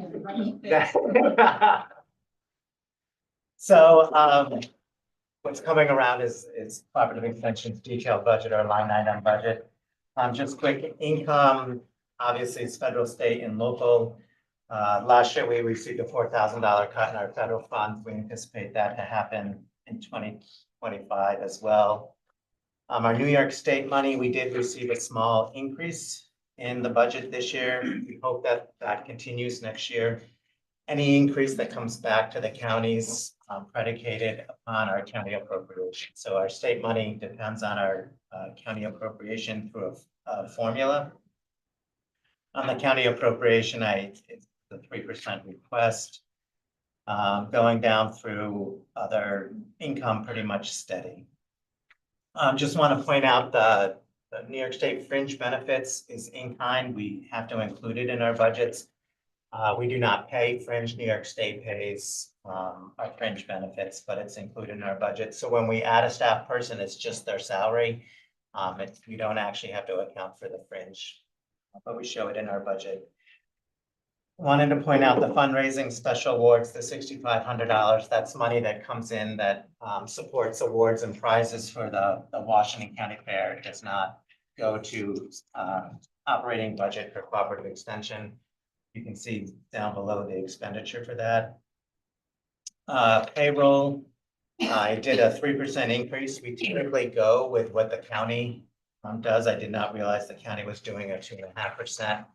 That being said, we do not also have a step or longevity program at extension. Going down through the other big increases in expenses are really our regional programs, 2 ag programs. The Eastern New York Horticulture Program down near the bottom is one of our ag programs. Then the Capital District Ag Program on the second. Those are two ag programs that allow us to hire 18 specialists or have access to 18 specialists across the region that we would not be able to afford ourselves. Those 2 ag programs would total $130,000. If we were to hire them locally, we would have less than 2 specialists. So they cover everything from dairy, livestock, fruits, vegetables, berries, post-harvest, marketing, farm business management. Then the other big number or big change in the budget is the rental. Currently, we pay the county $25,000. We now know that our move-out date is sometime close to August of next year, when they want to be closing the building next door. We do have, we're looking at a couple of options right now, the cheapest one being $36,000. And that would just be the rent, nothing associated with maintenance of the building, cleaning, phones, things like that we currently have in through county. You can see transfer to balance this budget would be just a little under $67,000. We have about $450,000 in our general fund. Part of that has grown to anticipate moving. That's been on the table for a couple of years. We're looking at purchasing a new minivan for transporting youth when we go to programs. I'm looking at digitizing records. Right now, it's a lot of paper records. One thing that we're looking at, especially if we have to move, is smaller space, lack of storage, and then moving forward with electronic records. And this year, we did make significant investment in the 4-H food booth at the fair. Purchasing a new walk-in cooler, other coolers, refrigeration. We haven't put much money in the food booth in over 25 years. It's time. The food booth itself is a significant fundraiser for property extension. So pretty much any money that we made at the food booth this year will be a wash for the investment that we made this year. Any questions for Brian? Yeah. Yes, Brian, on the rental facilities, would the intent be to still be located here in the central part of the county, or would it be in some other? So the board has two options, either in this area because it's central or Greenwich, given the fact that it's central to most of the ag services. So that's with our two programs being ag and 4-H, being here central, people coming to the county for other services, property extension is handy to stop in. If it's ag related, Greenwich. So those seems to be the two areas that we're looking at. Any other questions?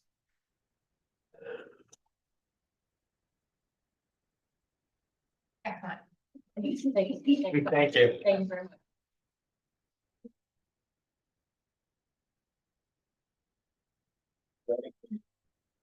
Okay, here we go. Last but not least. Yeah, I know. I want to know, so it's gonna be.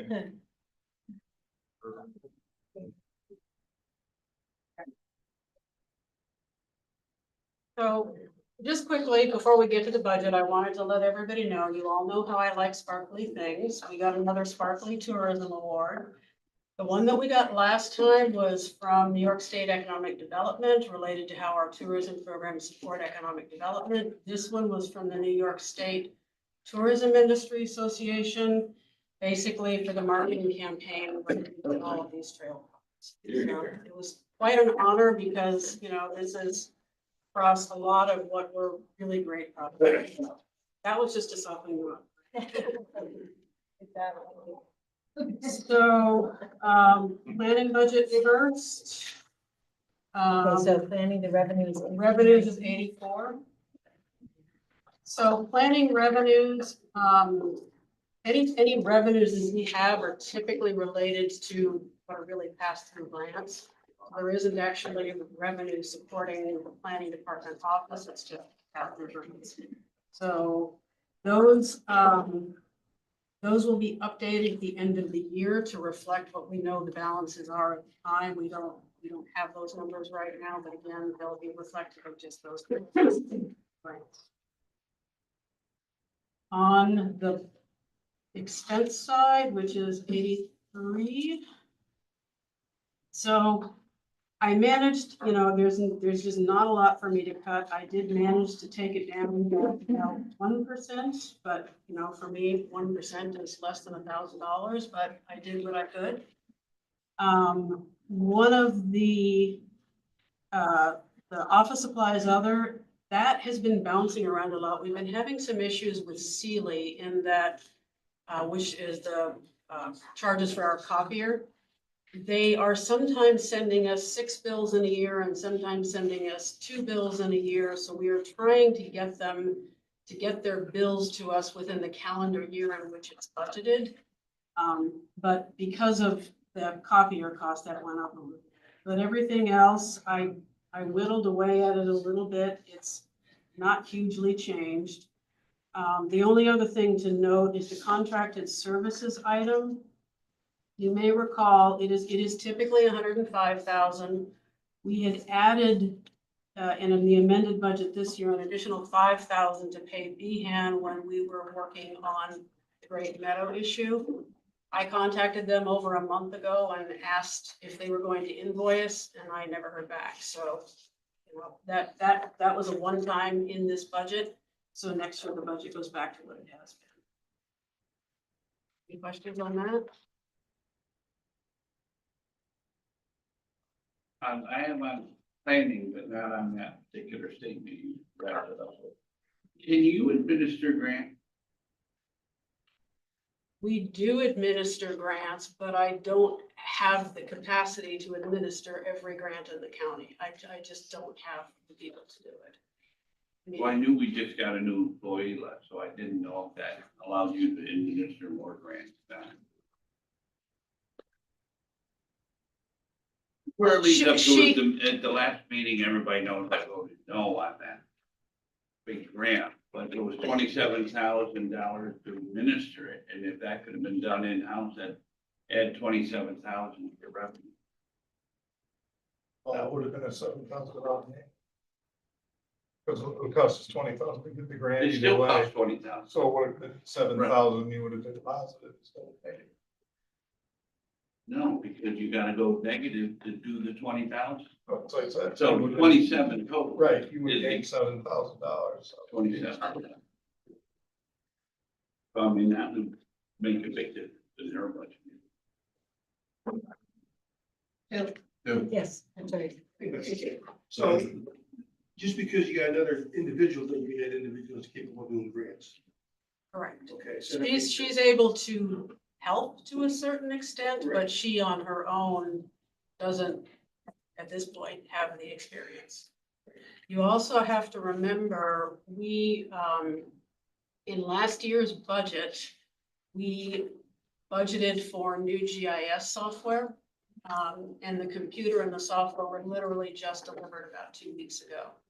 So there's an additional task that's gonna be handed down to planning. We're gonna have some capacity to do things that we have not been able to do in the past, but the planning individual who does most grant work is actually going to have less time, not more time, because we've got capacity in an area that we didn't have capacity.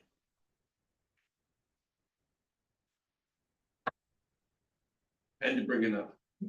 Because I've administered 2 grants. I wrote them and administered them, and if I can administer a grant, anybody can. That's how low I am on the totem pole for knowledge of grant administration.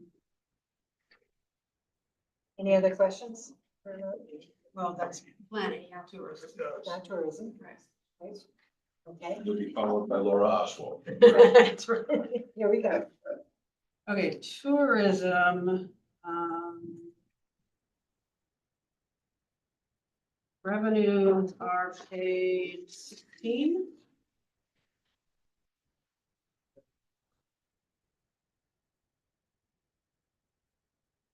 So,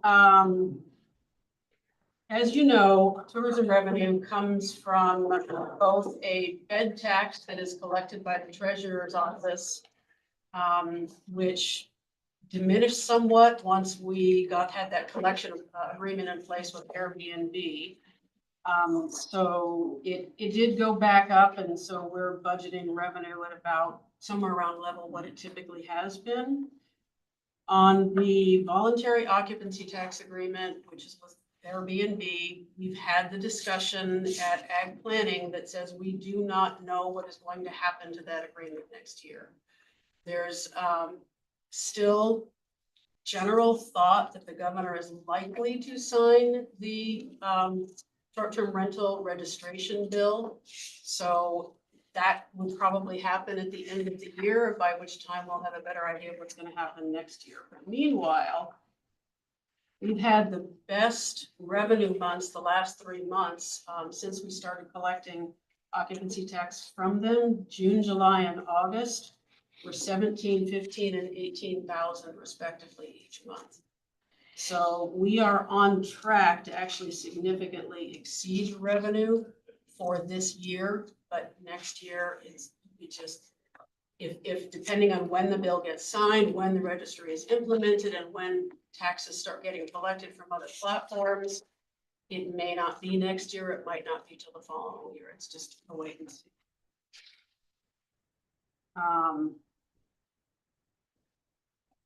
The state aid for tourism promotion, again, it depends on what happens with the state budget next April.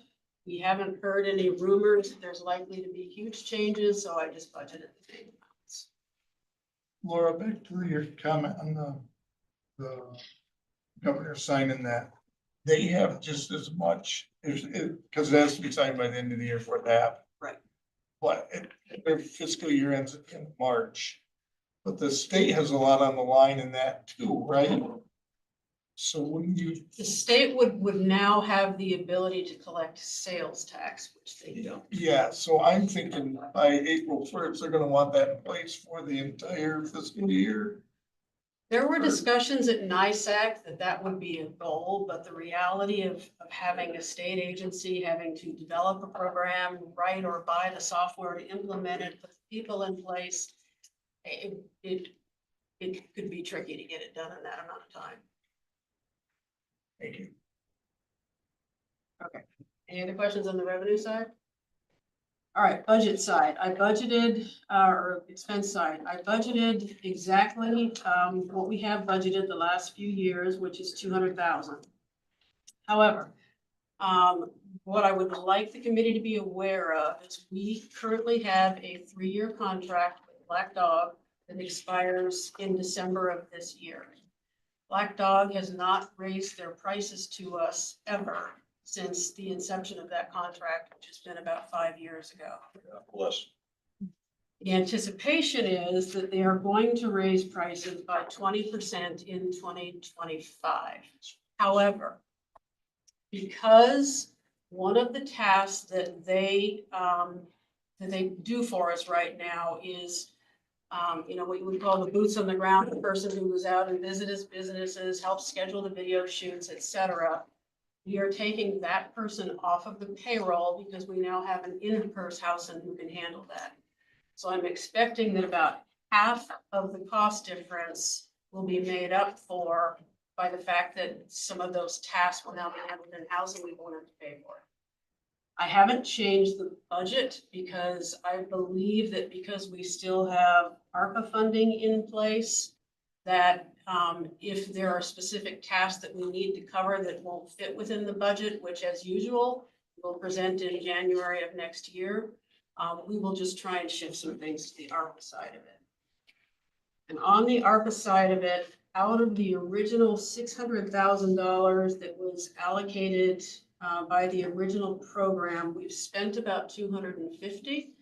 So we still have about 350,000 out of that budget to spend between now and the end of 2026. We will still spend some of it this year. We're a little bit behind on some of the things we thought we were going to do for the 250th is lagging a little bit. Excuse me. But this money will definitely be spent down by the end of 2026. But again, right now, we're lucky that if we have to shift some of these tasks out of the regular budget into the ARPA budget, we can. But I just want you to be aware that for the future, that base budget may end up changing, but not this year. I'm not asking it to be changed. Questions?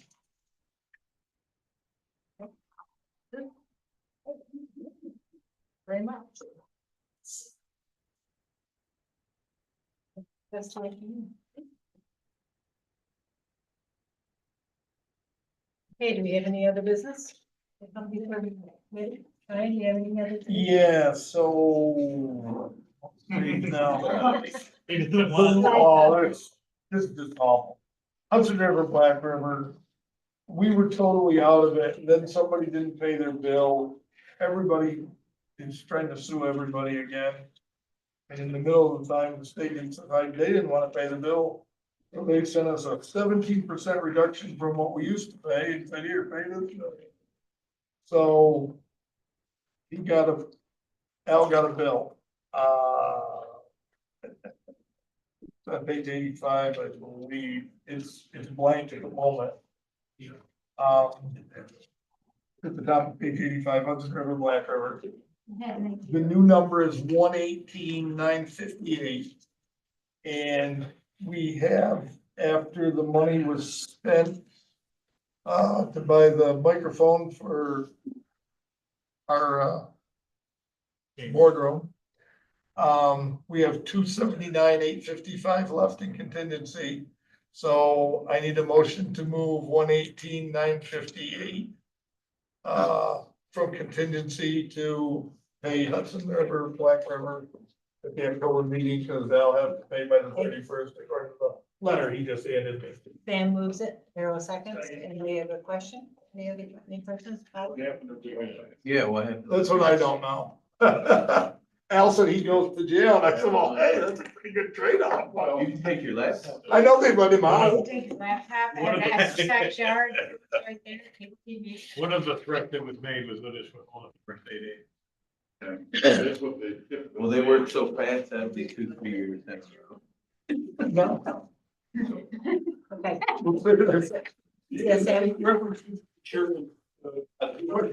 We just moved it, right? We haven't paid it. We just moved it so we could. Right, it'll go to the regular board meeting in October. And there's still all litigation, but I don't think it's gonna go away that quick. As long as it's Al going to jail and not you, you're okay with that. You're not gonna run right out and pay it, right? Okay, It's now known as respite, so it's okay. Next guy. so at this point, we've moved it and seconded, all in favor? Say aye. Aye. Thank you. There's the Any other, any other business? No, I think that's it. Al, you're all set? Instead of them gonna be. See everybody at 9:30 tomorrow. Thank you very much. What we got tomorrow morning?